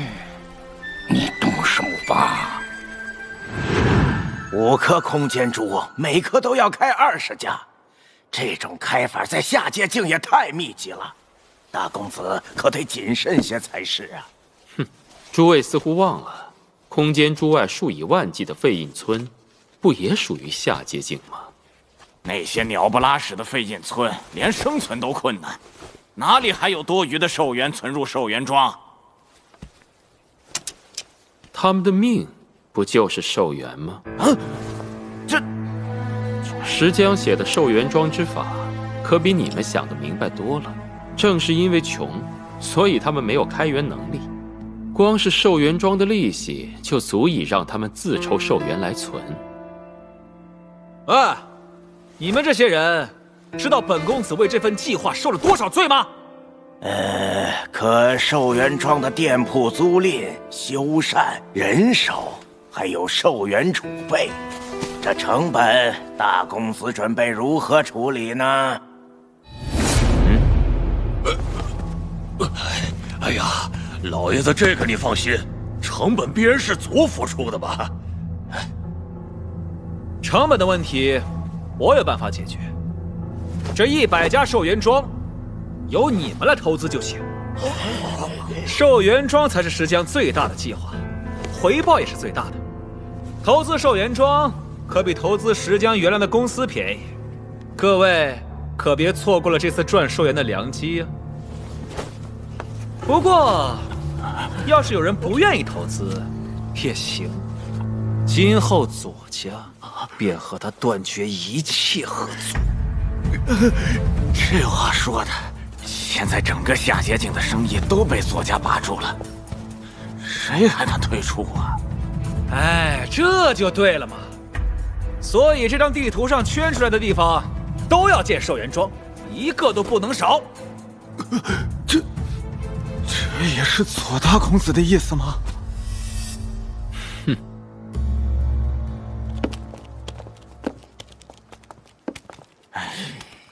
明明是来捞寿元的，结果反倒花出去更多。要是石江的话，我们至少还有话语权。算了算了，认了吧，小心左家人听见。哎呀，大哥，我去监督他们准备寿元。宗宇，啊，方才那些话是石江在牢里教你的吗？如果你按照刚才的话去说，左宗明必然会怀疑是我教你的。啊？为什么？总之，如果你想让大家把功劳记在你的头上，你就按照我接下来的话去回他。石江，又是石江，是不是什么事都得他说出来你才信啊？大哥，我早就说过了，石江这人不可信。反正现在石家什么都招了，他已经没有利用价值了。只要你一句话，我现在就去杀了他。你看看他昨晚把我弄得全身都是伤，你一点都不心疼你的亲弟弟吗？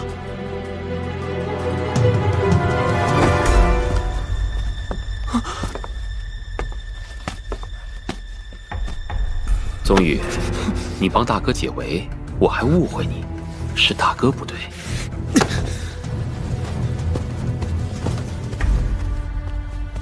大哥，我只希望你能记得，我才是你弟弟，石江不过是个外人。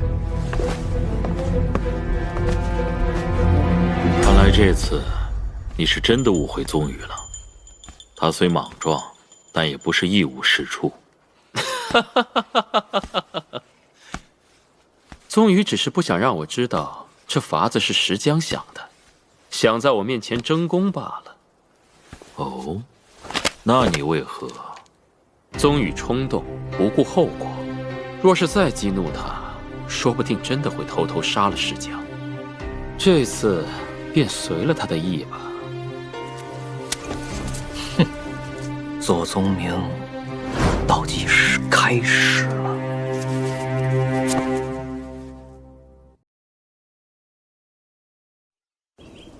随着左宗明四处强征各地店铺，寿元庄已初步成型。掌柜的，这些人怎么看都比我们还穷啊！他们真的是寿元庄的客户啊？寿元存1年，想一成利息。左氏寿元庄诚信为本，请大家相信啊！左家在宗门中一贯横征暴敛，谁会存寿元进去？是啊，傻子才会存吧。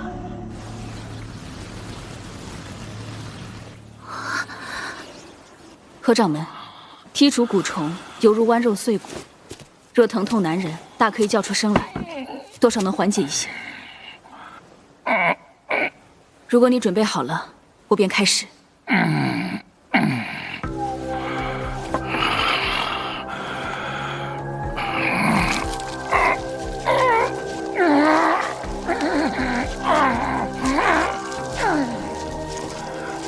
我一定要活下去，想许爷爷。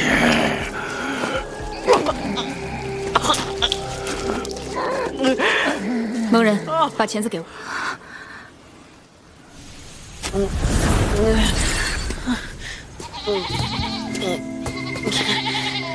二七，你怎么扛了只羊回来？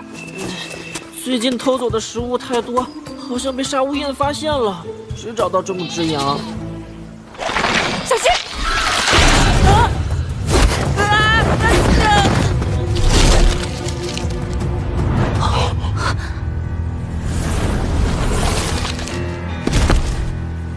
那是蛊虫。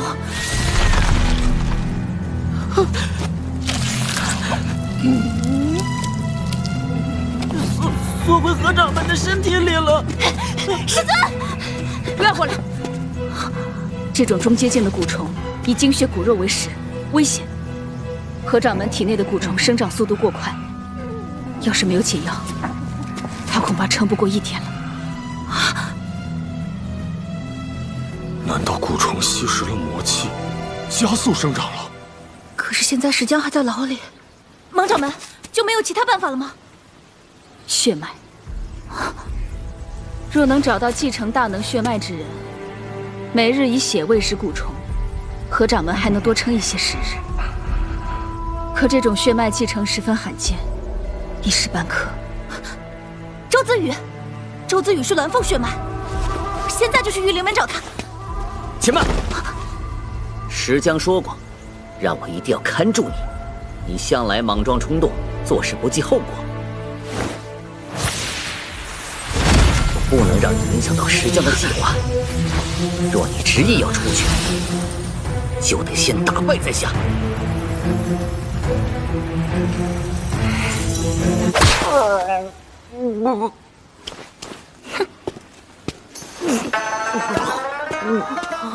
怎么会？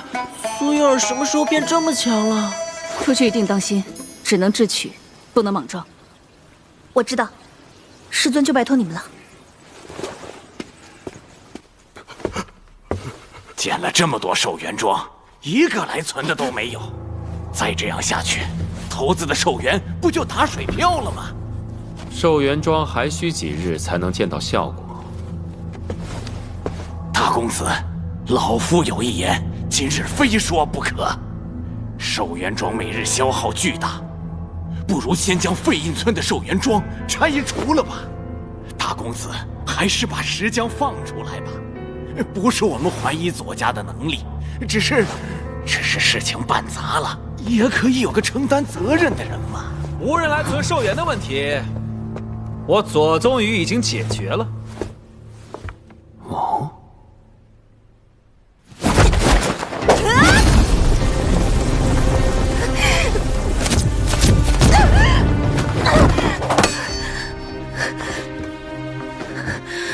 还是冲不出去，怎么办？和石江约好的时间快到了。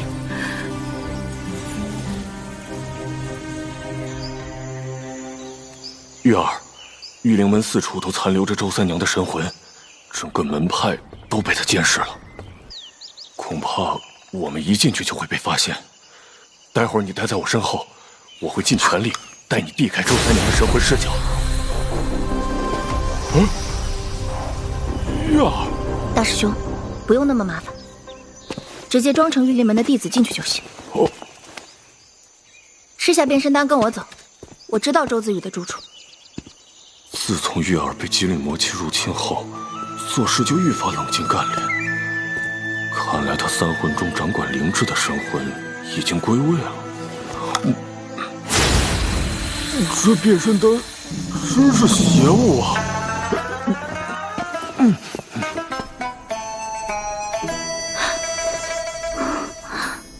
周子宇被封印了，难怪这些天他都没来找我们。是用中阶境的法阵吗？若是用影兽，或许能解开，可不能当着月儿的面。月儿，我或许可以解开那个法阵，不过我需要你去把风。如果有人来了，就赶紧回来通知我。我们的行踪不能暴露。我明白了。宗宇，你是如何解决的？哼，就要用这个。这是什么呀？一副没见过世面的样子，丢人。这是何物？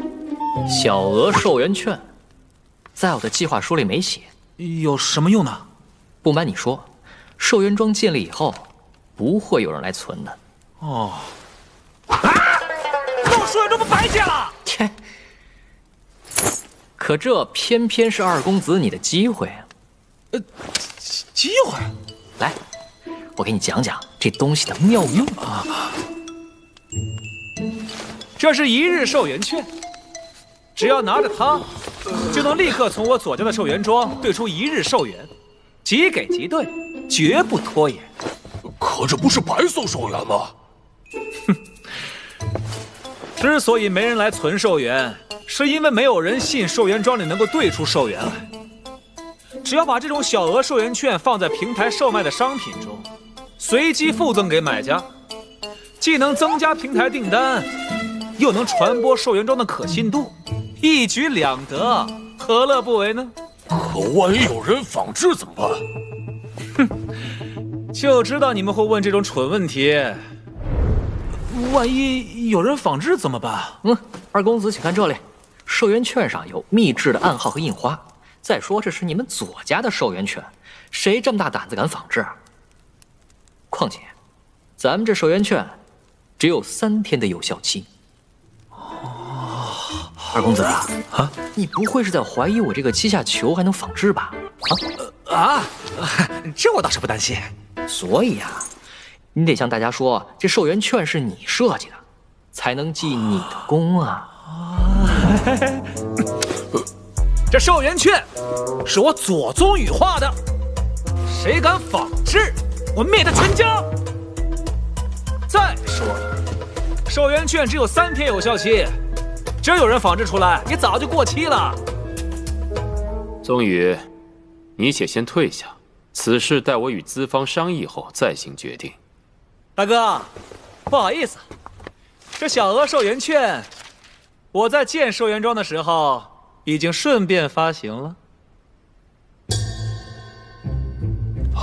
二公子，这也太乱了！宗宇，你怎敢擅作主张？哼！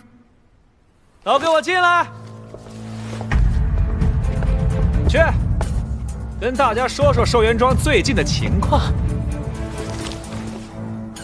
大少爷，自从二少爷提出这样的小额寿元券，不但平台的订货量成倍增加，而且已经有20-30处寿元庄存入了寿元。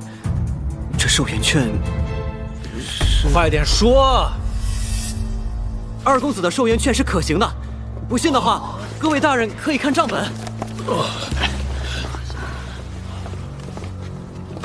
哎呦，真的有人存了寿元进来！大哥，我帮你解决了这么大一个难题，你不夸我就算了，反过来质疑我是什么意思啊？这次的确多亏了二少爷啊！没错。臭小子，现在左宗宇应该已经说了小额寿元券的事，恐怕你已经引起了左宗明的戒心，小心他派人来杀你。放心，恐怕现在左宗明更介意的是左宗宇。哼，也算你小子运气好，还真有人这么快就存了寿元进来。不然等左家两兄弟回过神来，你可就没那么好过了。光良，你真以为是运气好吗？啊？那不然呢？是我找人存进去的。都换上平民的衣服，快点儿！我存什么？不准露出肌肉，生怕别人看不出来你们是当兵的吧？把萝卜上的图案盖在这张纸上，就能把咱们存进去的寿元又兑出来。将军，这样真的没问题吗？存。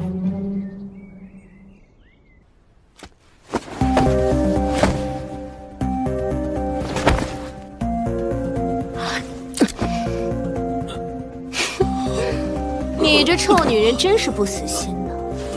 这都偷袭本座第几次了？要不是看你对灵兽王有用，早把你宰了。又在破坏玲珑法阵。周子宇这几天就没个消停。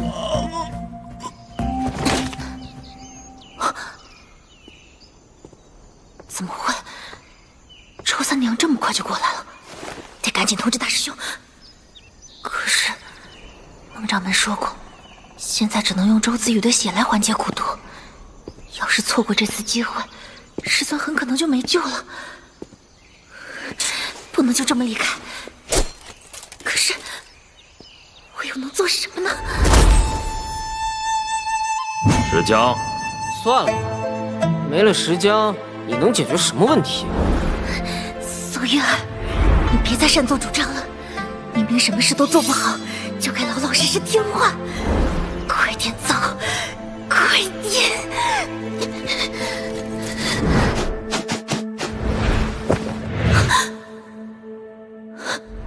一个公司的账是最重要的，只能交给最信任的人来保管。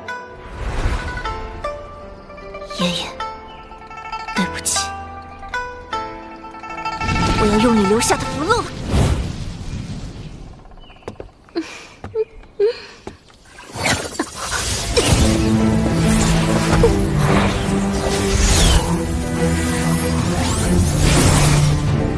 法阵，又是那丑女人。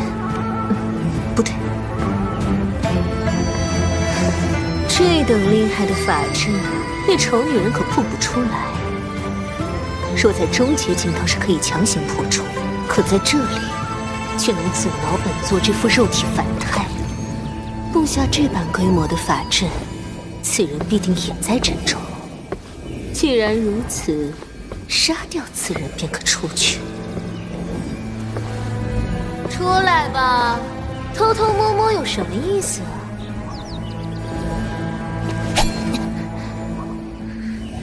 只要替大师兄争取足够的时间，救走周子宇就好，不用跟他硬拼。不出来是吗？血患毒心。只要我能治好师尊，石江就不用被左宗明抓住把柄。石江今天晚上找我，让我今天来接你走。若能找到继承大冷血脉之人，每日以血喂食蛊虫，何掌门还能多撑一些时日。原来是太岳门里最没用的那个丫头，她怎么知道？竟然还想替何超云解毒。若是把此事告诉宗明，你猜他会怎么惩罚石江？不能放他走，可我根本不是他的对手，不能出去，绝对不能出去。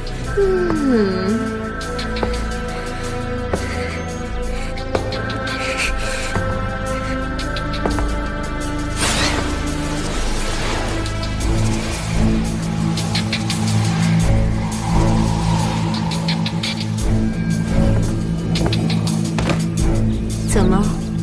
莫非你个祝灵境的小丫头，还想拿下本座？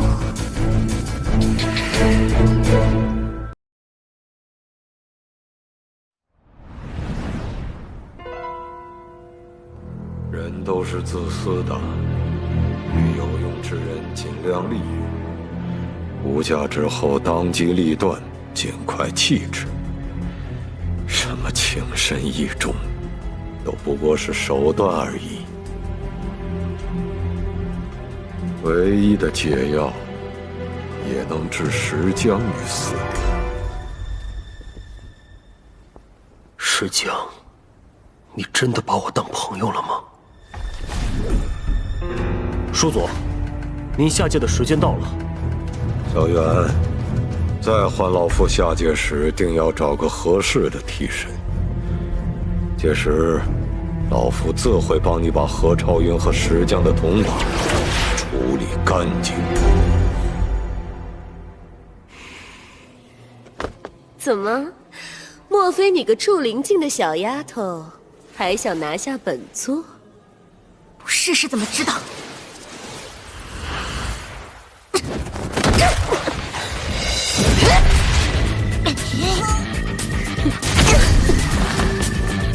这丫头怎么回事？力量完全不是祝灵境的程度。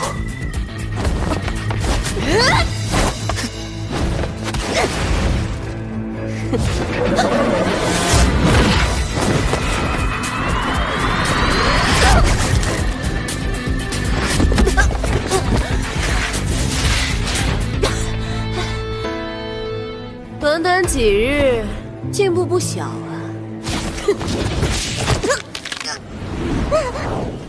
可惜了，本座最喜欢的就是扼杀你们这些还没成长起来的。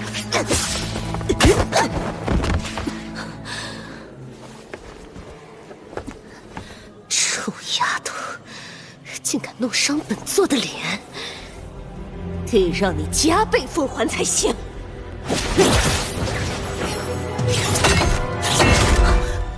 梦魇摄魂阵。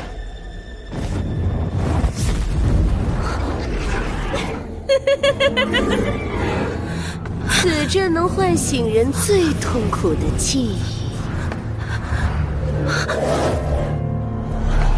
放大内心的恐惧和悲伤，直至摧毁你的神魂。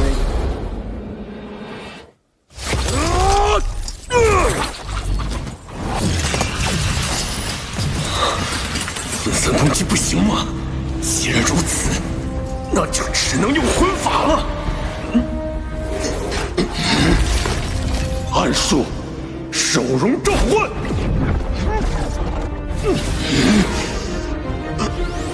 只能召唤出魔神兽的尾巴吗？这副身体承受魂法，也只能到这种程度了。去！给我破！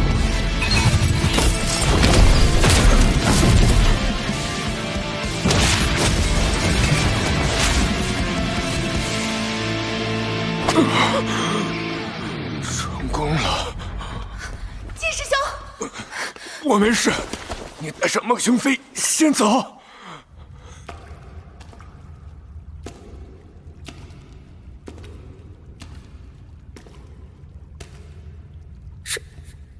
这里是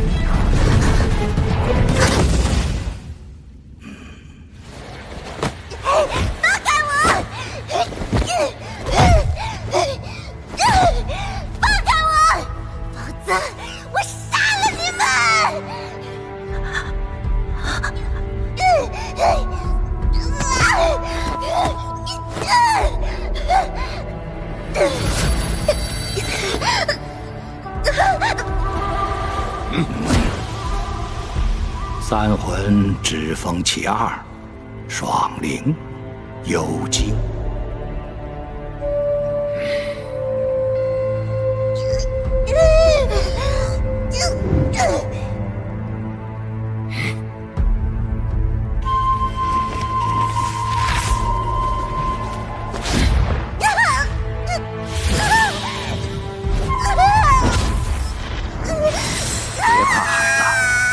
今后虽会伤你一些心智，但好歹能保全性命。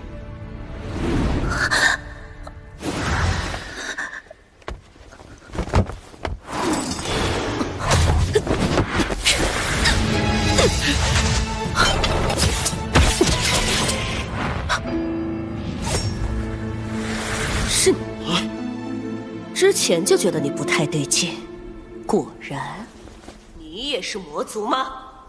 是你把月儿变成这样的。月儿，谁也不能伤害我的月儿！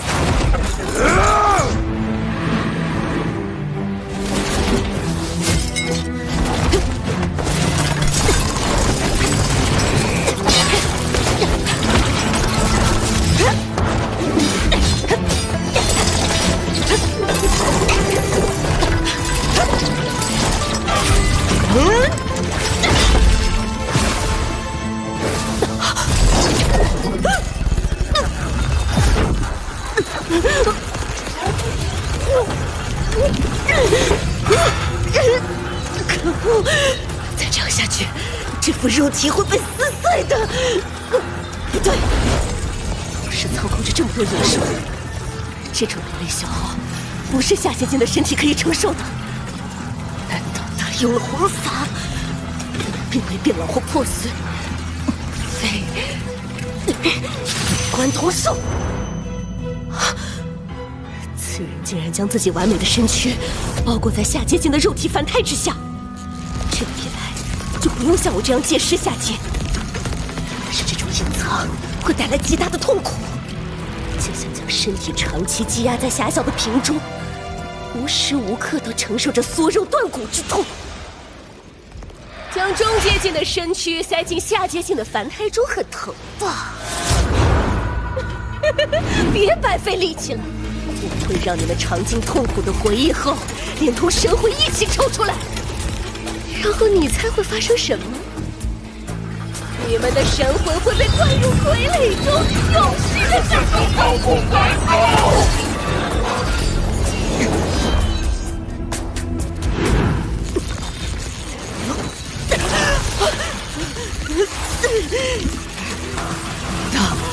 他将从前受过的痛苦回忆反噬给了本座。救命啊！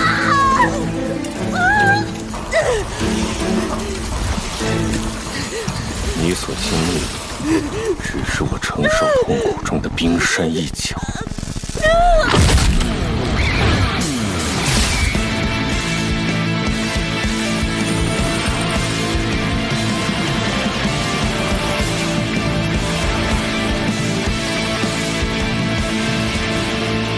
连这点痛苦都承受不住的你，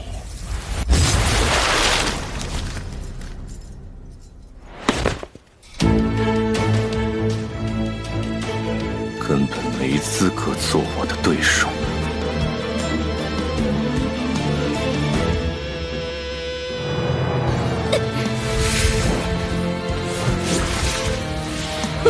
可恶！昨定将此事传回本体，带人下来铲除魔族，让太岳门慢慢覆灭。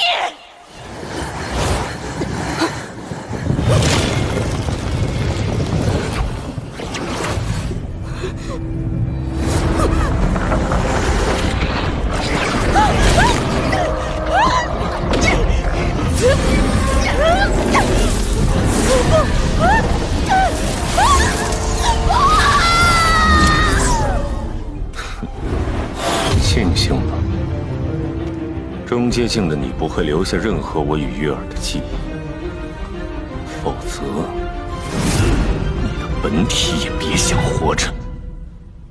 所有人前往各地寿元庄镇压暴动。大人，今天小的当值内院巡逻。我说所有人，听不懂吗？是。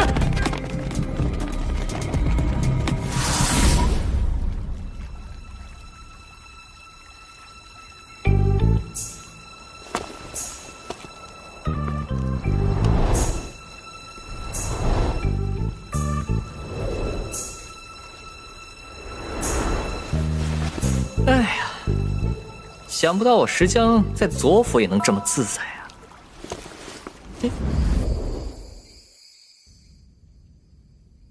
楚三，这件事只能拜托你了。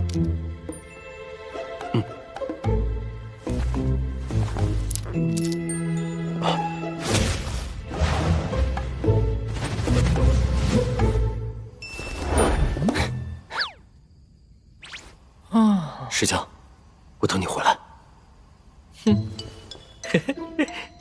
多谢了。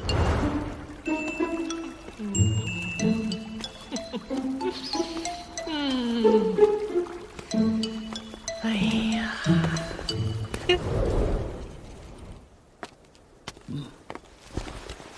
公孙将军已恭候石少侠多时了，请。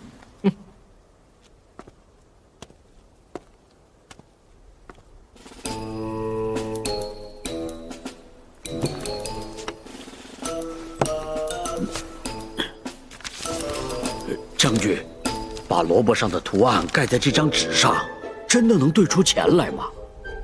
当然能，加班加点的宴，多多益善。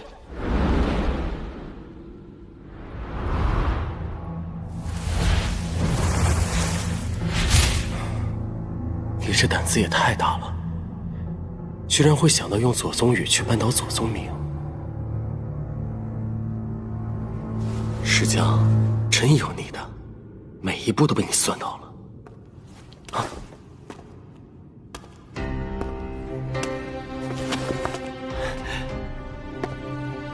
石江，左下现在全乱了，你可真是……怎么是你？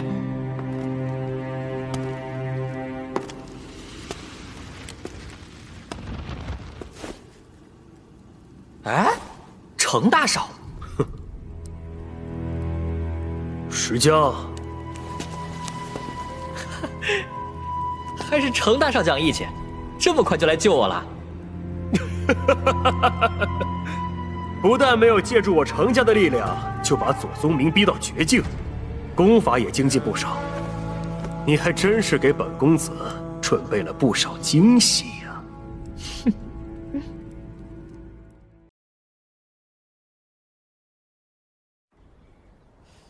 哎，你说这寿元能不能对啊？这左家怎么也没有人出来说一声啊？说的是啊。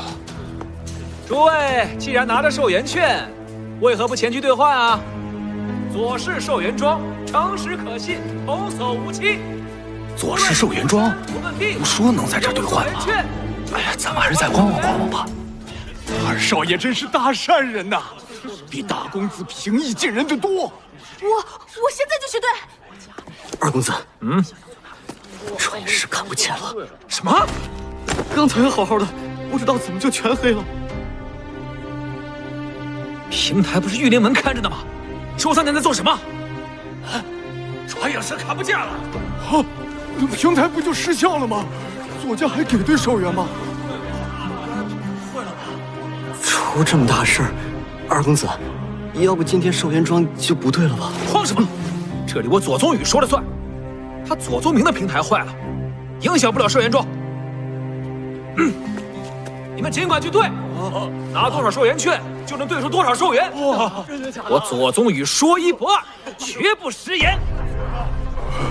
如此一言九鼎，不愧是左家二公子。快，大家快去兑寿元券啊！启禀将军，传印时已失效，这便是石江当初与我们约定的信号。分布在各地的弟兄们也准备好了，请下令吧。对。说别急啊，稍等啊，左家不会赖账吧？这么一点事，你稍等一下，马上好。他也先来的。传影师失效，灵虫也没了，根本没法和上面取得联系。突然出现这么多人，咱们还兑换吗？这些人拿的寿元券暗号都能对上，可这数额也太大了吧？没办法，二公子说过即来即兑，咱们可吃罪不起呀。寿元的，哎，别着急啊，快点兑啊，不能兑，来，一个一个来啊。石江，你拿本公子当朋友吗？哎呀，你这不废话吗？那你告诉本公子，你怎么会从牢外走进来？当然是去找帮手啊。那你告诉本公子，你找的帮手是谁？公孙锦呀。的确，我一个程家大少动不了中阶境的大能。原来你所说的找一个代替左宗明的人，是公孙锦。哎呀，不要在意这些啦。程大少，现在左宗明已经输了，只要我们拿到爷爷的解药，就是最好的结果。石江，你是个商人，那本公子也跟你做回交易。交易？何超云所种的石灵果由红鳌珠炼成，此珠生性残暴，有子时母的天性，而解此毒的唯一方法，便是服下此珠的幼虫卵。开什么玩笑！爷爷再吃一枚卵，那不是毒上加毒？只要你服下幼虫，等虫卵在你体内孵化后，再接近成珠宿主，解毒时，人体内的幼虫便会将触须刺入成珠体内，安静吸食至成珠死亡。不过，吸食成珠的幼虫会比一般幼虫成长速度更快，也更加残暴。所以，要解何超云的毒，石江你必死无疑。说起来真是讽刺呢，母虫会为了幼虫甘愿被吸食，你这个何超云的孙子，愿不愿意为了爷爷服下这枚虫卵呢？石江，别吃，万一是假的呢？爷爷，你要赢，你一定要赢，然后接任下一任太岳门掌门之位。只要你答应我一件事，我就吃。好。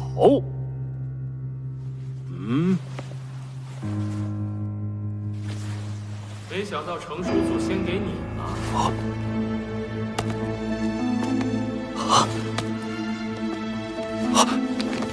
二叔。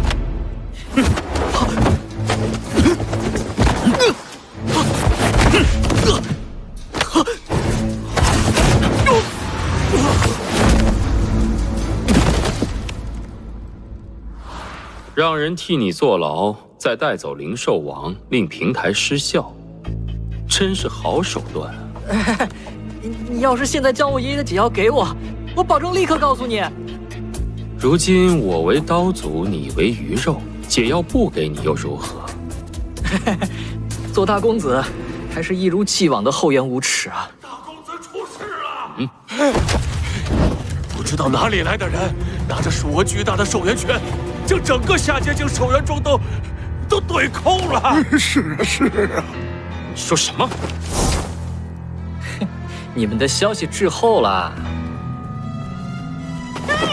我招！是我提前跟公孙锦约好，先给了他制作暗号的方法，再想办法让二公子用暗号发行寿元券。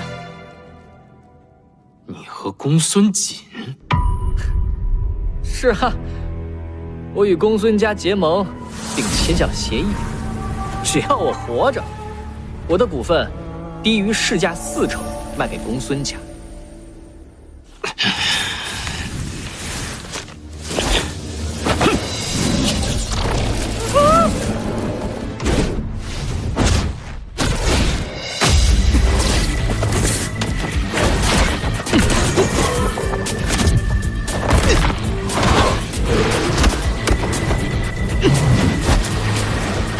江，该死！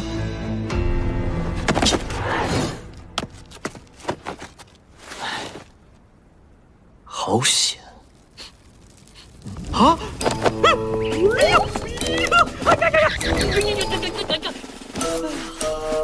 绝不能让他再使用第2次逆阳天火，现在只能靠你了。上次被周子羽扇了一巴掌，这次被逆阳天火烧到就出来了。真奇怪，关键是个掉链子，这外挂不要也罢。石江到底有什么手段，居然毫发无损？爷爷的解药无论真假，我都要抢回来。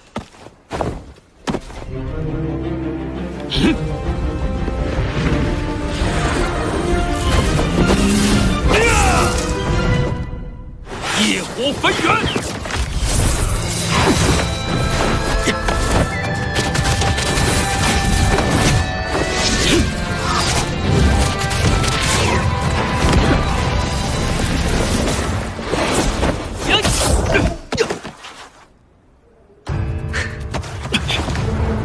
石江真的只是废引吗？步步生莲。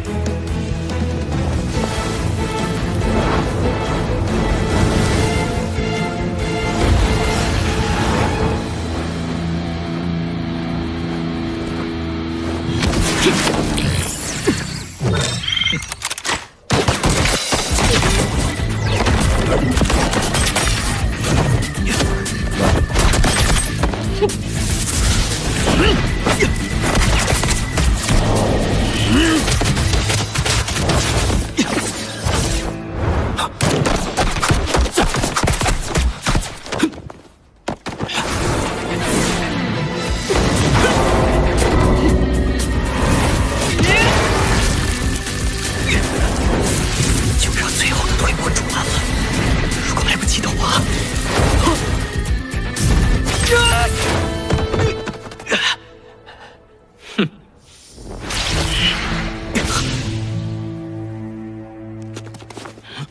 将寿元对空的竟是公孙家。终于等到你们出现了。是公孙家又如何？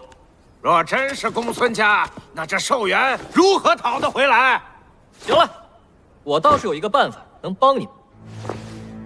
当初的投资协议写得很清楚，左家经营寿元庄不善亏本，是左家违约。你们可以让左家回购股份，左家家大业大，不会给不起寿元的。白纸黑字，证据确凿，你必须回购股份。住口！我还不还寿元的话，我们只能去上头告了。你也不想影响自己当先主吧？还寿元！还寿元！去上面告他们！要还回来！还给我们！还寿元！大家排好队，一个一个来。寿元券需要验明真假，不能换。对，排好队啊！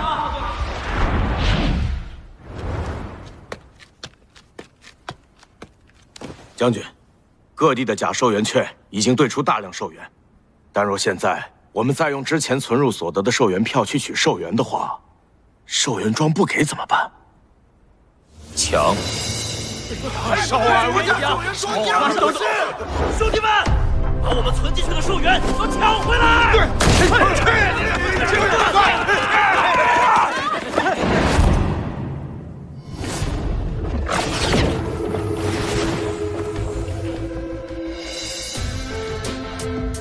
空中将士听令，各军封锁所有要道，一只苍蝇也不能放出来。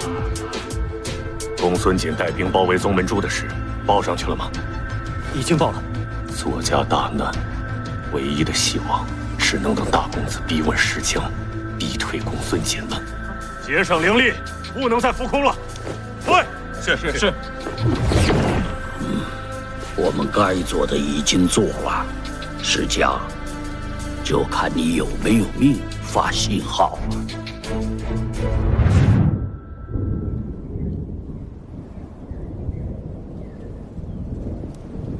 你以为这样就能威胁我？我可以先杀了你，再凭借左二爷和周三娘镇压公孙瑾，以左家的权势定他们个叛乱之罪。大公子别想不开呀！私请大能下界可是重罪，你还敢让他二人出现在公孙瑾面前？寿元不够也打不过呀！你说什么？左大公子难道没有发现，你可用的棋子正在慢慢变少吗？首先，目前最想我死的不是大公子，而是公孙瑾。什么？我跟公孙瑾有一份协议。说这次我能活，便将自己的40%股份低价转让给他。可若我死了，便将全部股份转给他。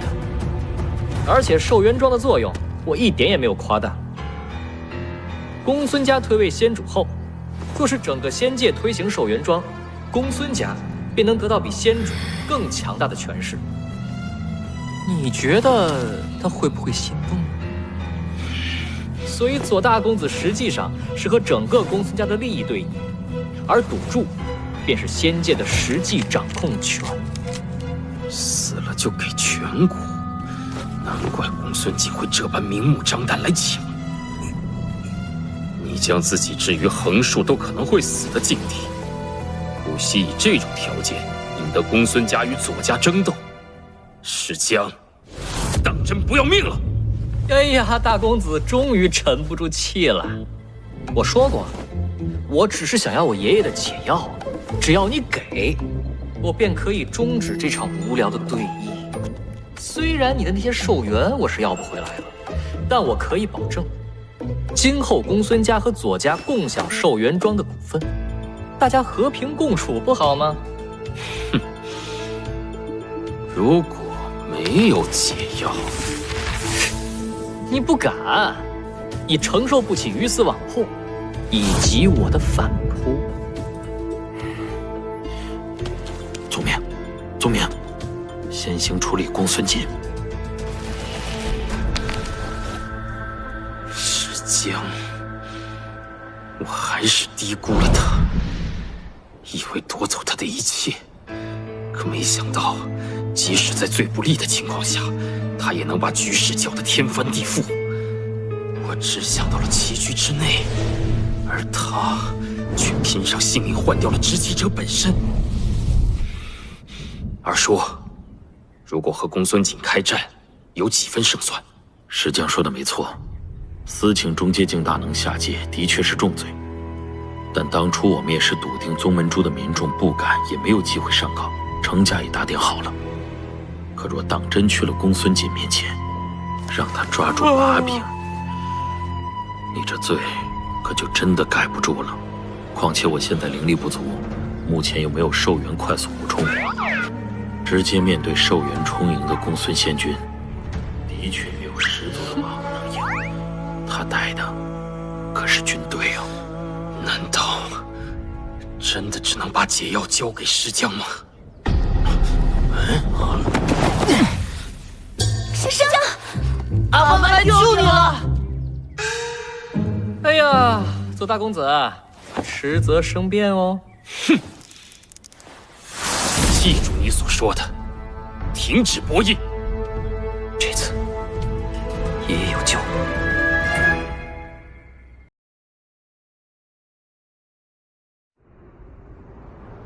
还寿元！还寿元！还寿元！还寿元！左家欠账不给，还我命由公道！还寿元！左家背信弃义，擅请周三娘的法器在此，罪证确凿。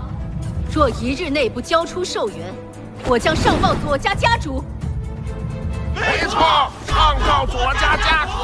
还寿元！还寿元！还寿元！平台失效怎么闹这么大了？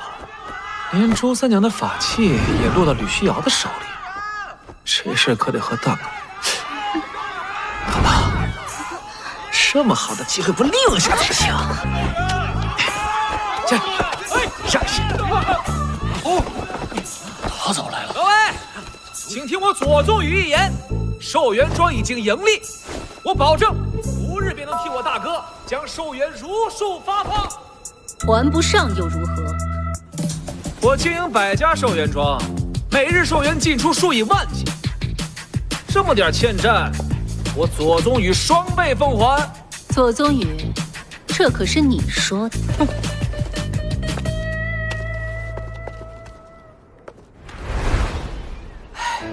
吕掌门，相信我，能搞定的。我不想玉林门受牵连。我们走。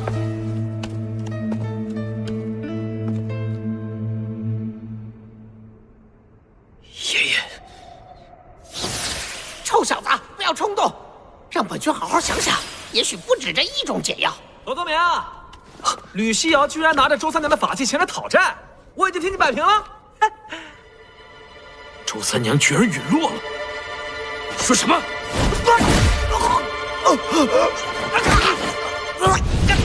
左明住手！请杀了你弟弟吧！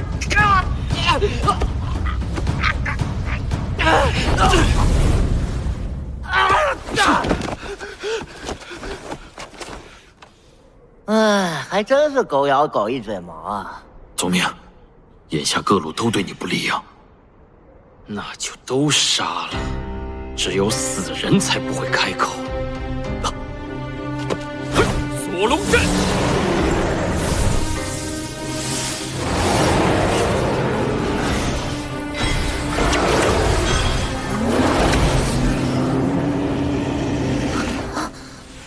你们不该来的。遇到困难就当缩头乌龟，让你一个人扛，那还叫什么朋友？头脑不如你，打架我可是行家。我们会一直陪着你的。还有我们，还有我。这就是朋友吗？像你这样重情重义之人，如果有这么多人给你陪葬，你一定很开心吧？没到最后，你怎么就知道结果？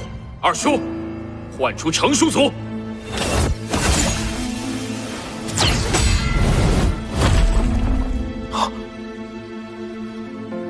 我已经负了他一次，此我不想再负他。程一远，程大少，霸气！低调低调，召唤程叔祖得先过我这关。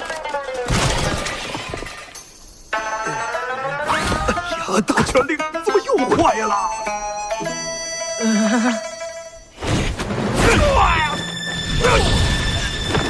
左宗明，你敢打我？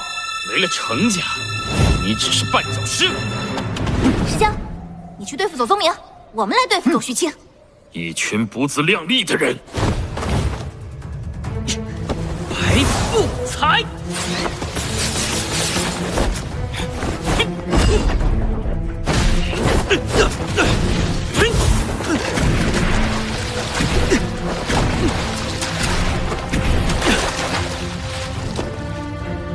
石江，拿出你全部的本事来！哼！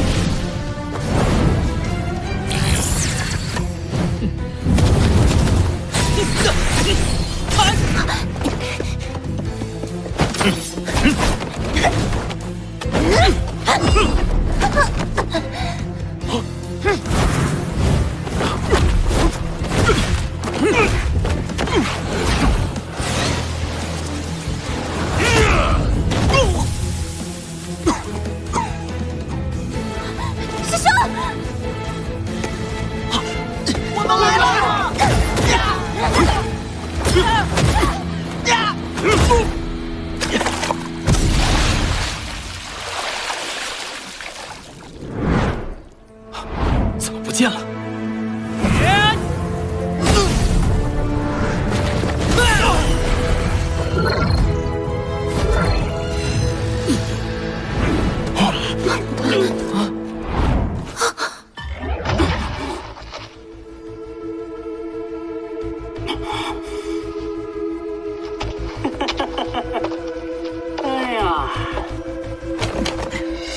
魔人，石江交代之事办好了吗？早已拜托给包行之。哈哈，请大家尽情观看臭名昭著的左家大少。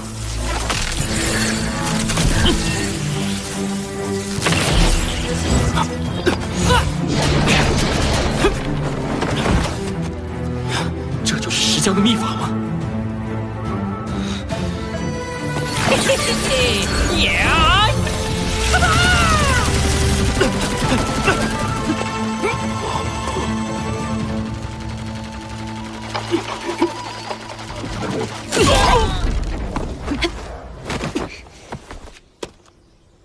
玉儿，来接阵。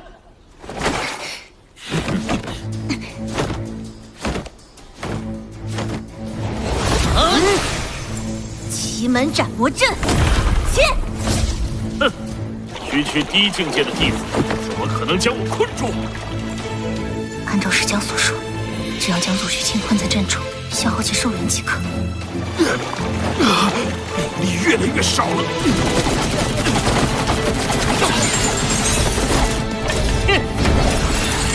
让你尝尝一枪爆头的滋味！走你！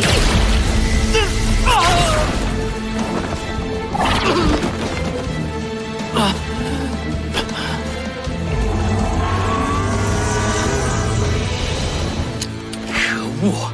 别以为有了功法和寿元，你就赢定了。怎么，到了现在还不死心？你太小看我左家了。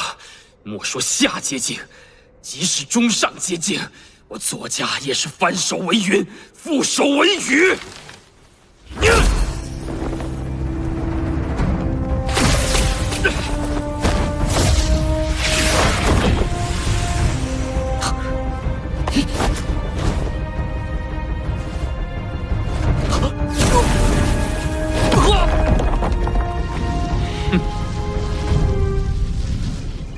石江，快逃！他用的是左家家传秘法，能够强行提升数倍灵力。虽然能够维持的时间很短，但是对付你这个极品花点足够了。照你这么说的话，那他的身体应该撑不了多久。只怕先撑不住的是你呀！快逃啊！我要是逃了，谁来改变这个不堪的仙界？哼，你还真是生命力顽强啊！就让你尝尝太阳的滋味。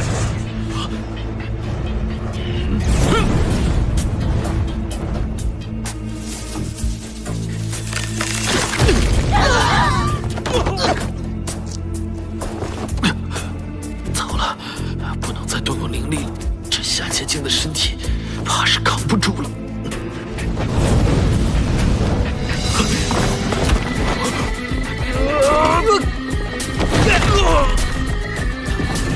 聪明，接下来只能靠你了。死！都给我去死！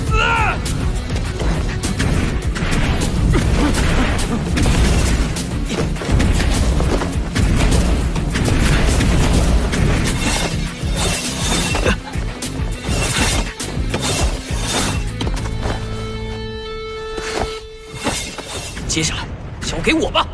哎，你已经输了，我是临死拉些垫背的。我石江最看不惯的就是你这种垃圾！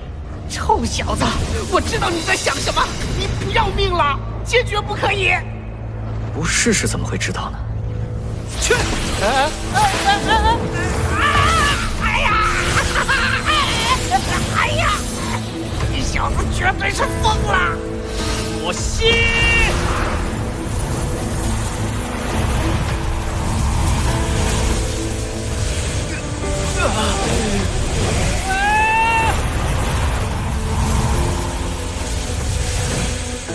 竟能吸收这么庞大的能量吗？好，看你能扛到什么时候！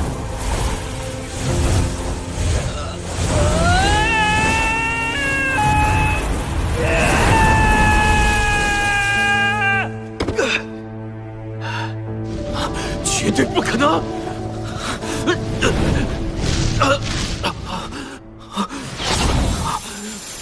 左宗明，游戏结束了。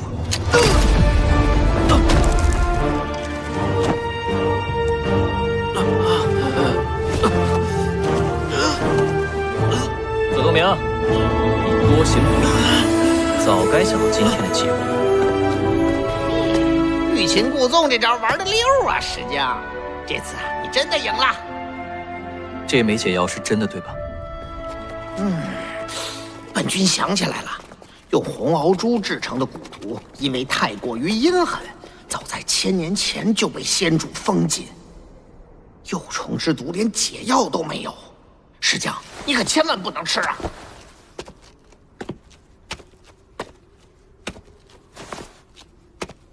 石江，刚才你可太帅了，是不是周子宇？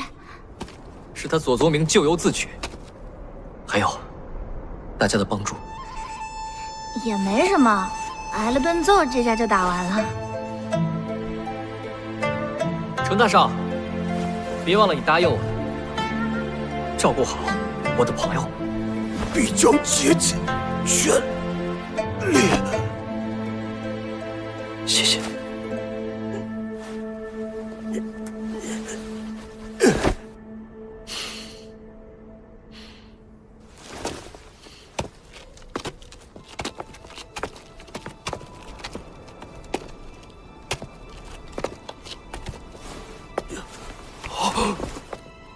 快拦住他！救了何超云，石江会死掉的。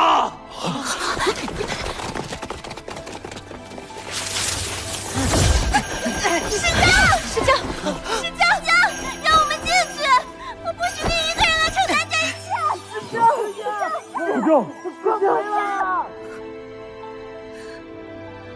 石江，你快点回来！爷爷，你给我用来自保的符箓，我这么用，你不会怪我吧？石江，快回来！石江！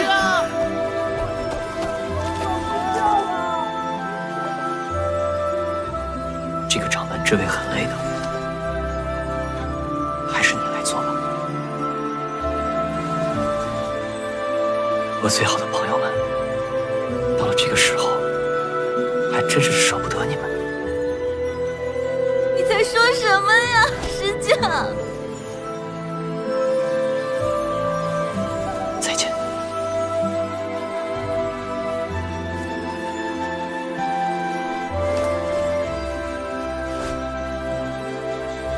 许。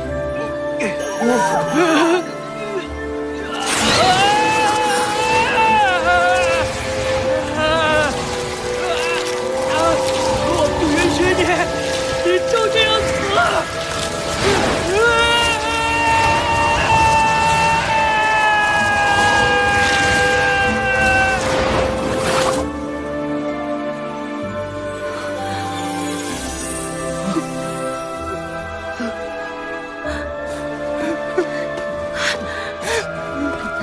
石将吞下红螯蛛幼虫后，幼虫吐完丝，合掌门的毒便解了。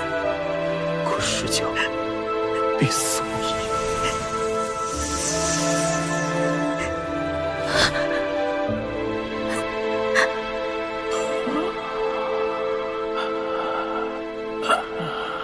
孩子，你为何这样傻嘞？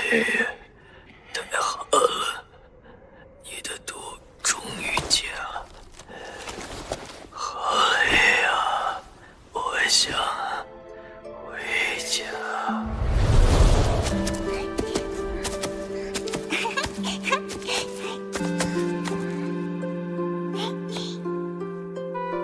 我们回家吧。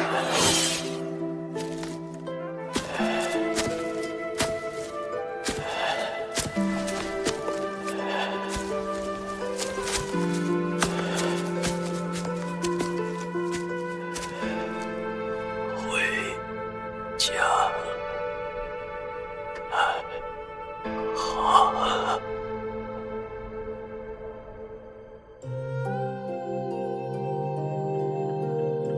石匠，石匠，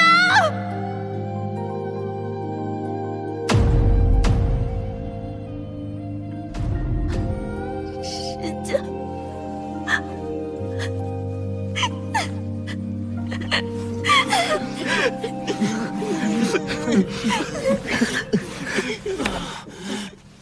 钟鸣，啊，是我大司马。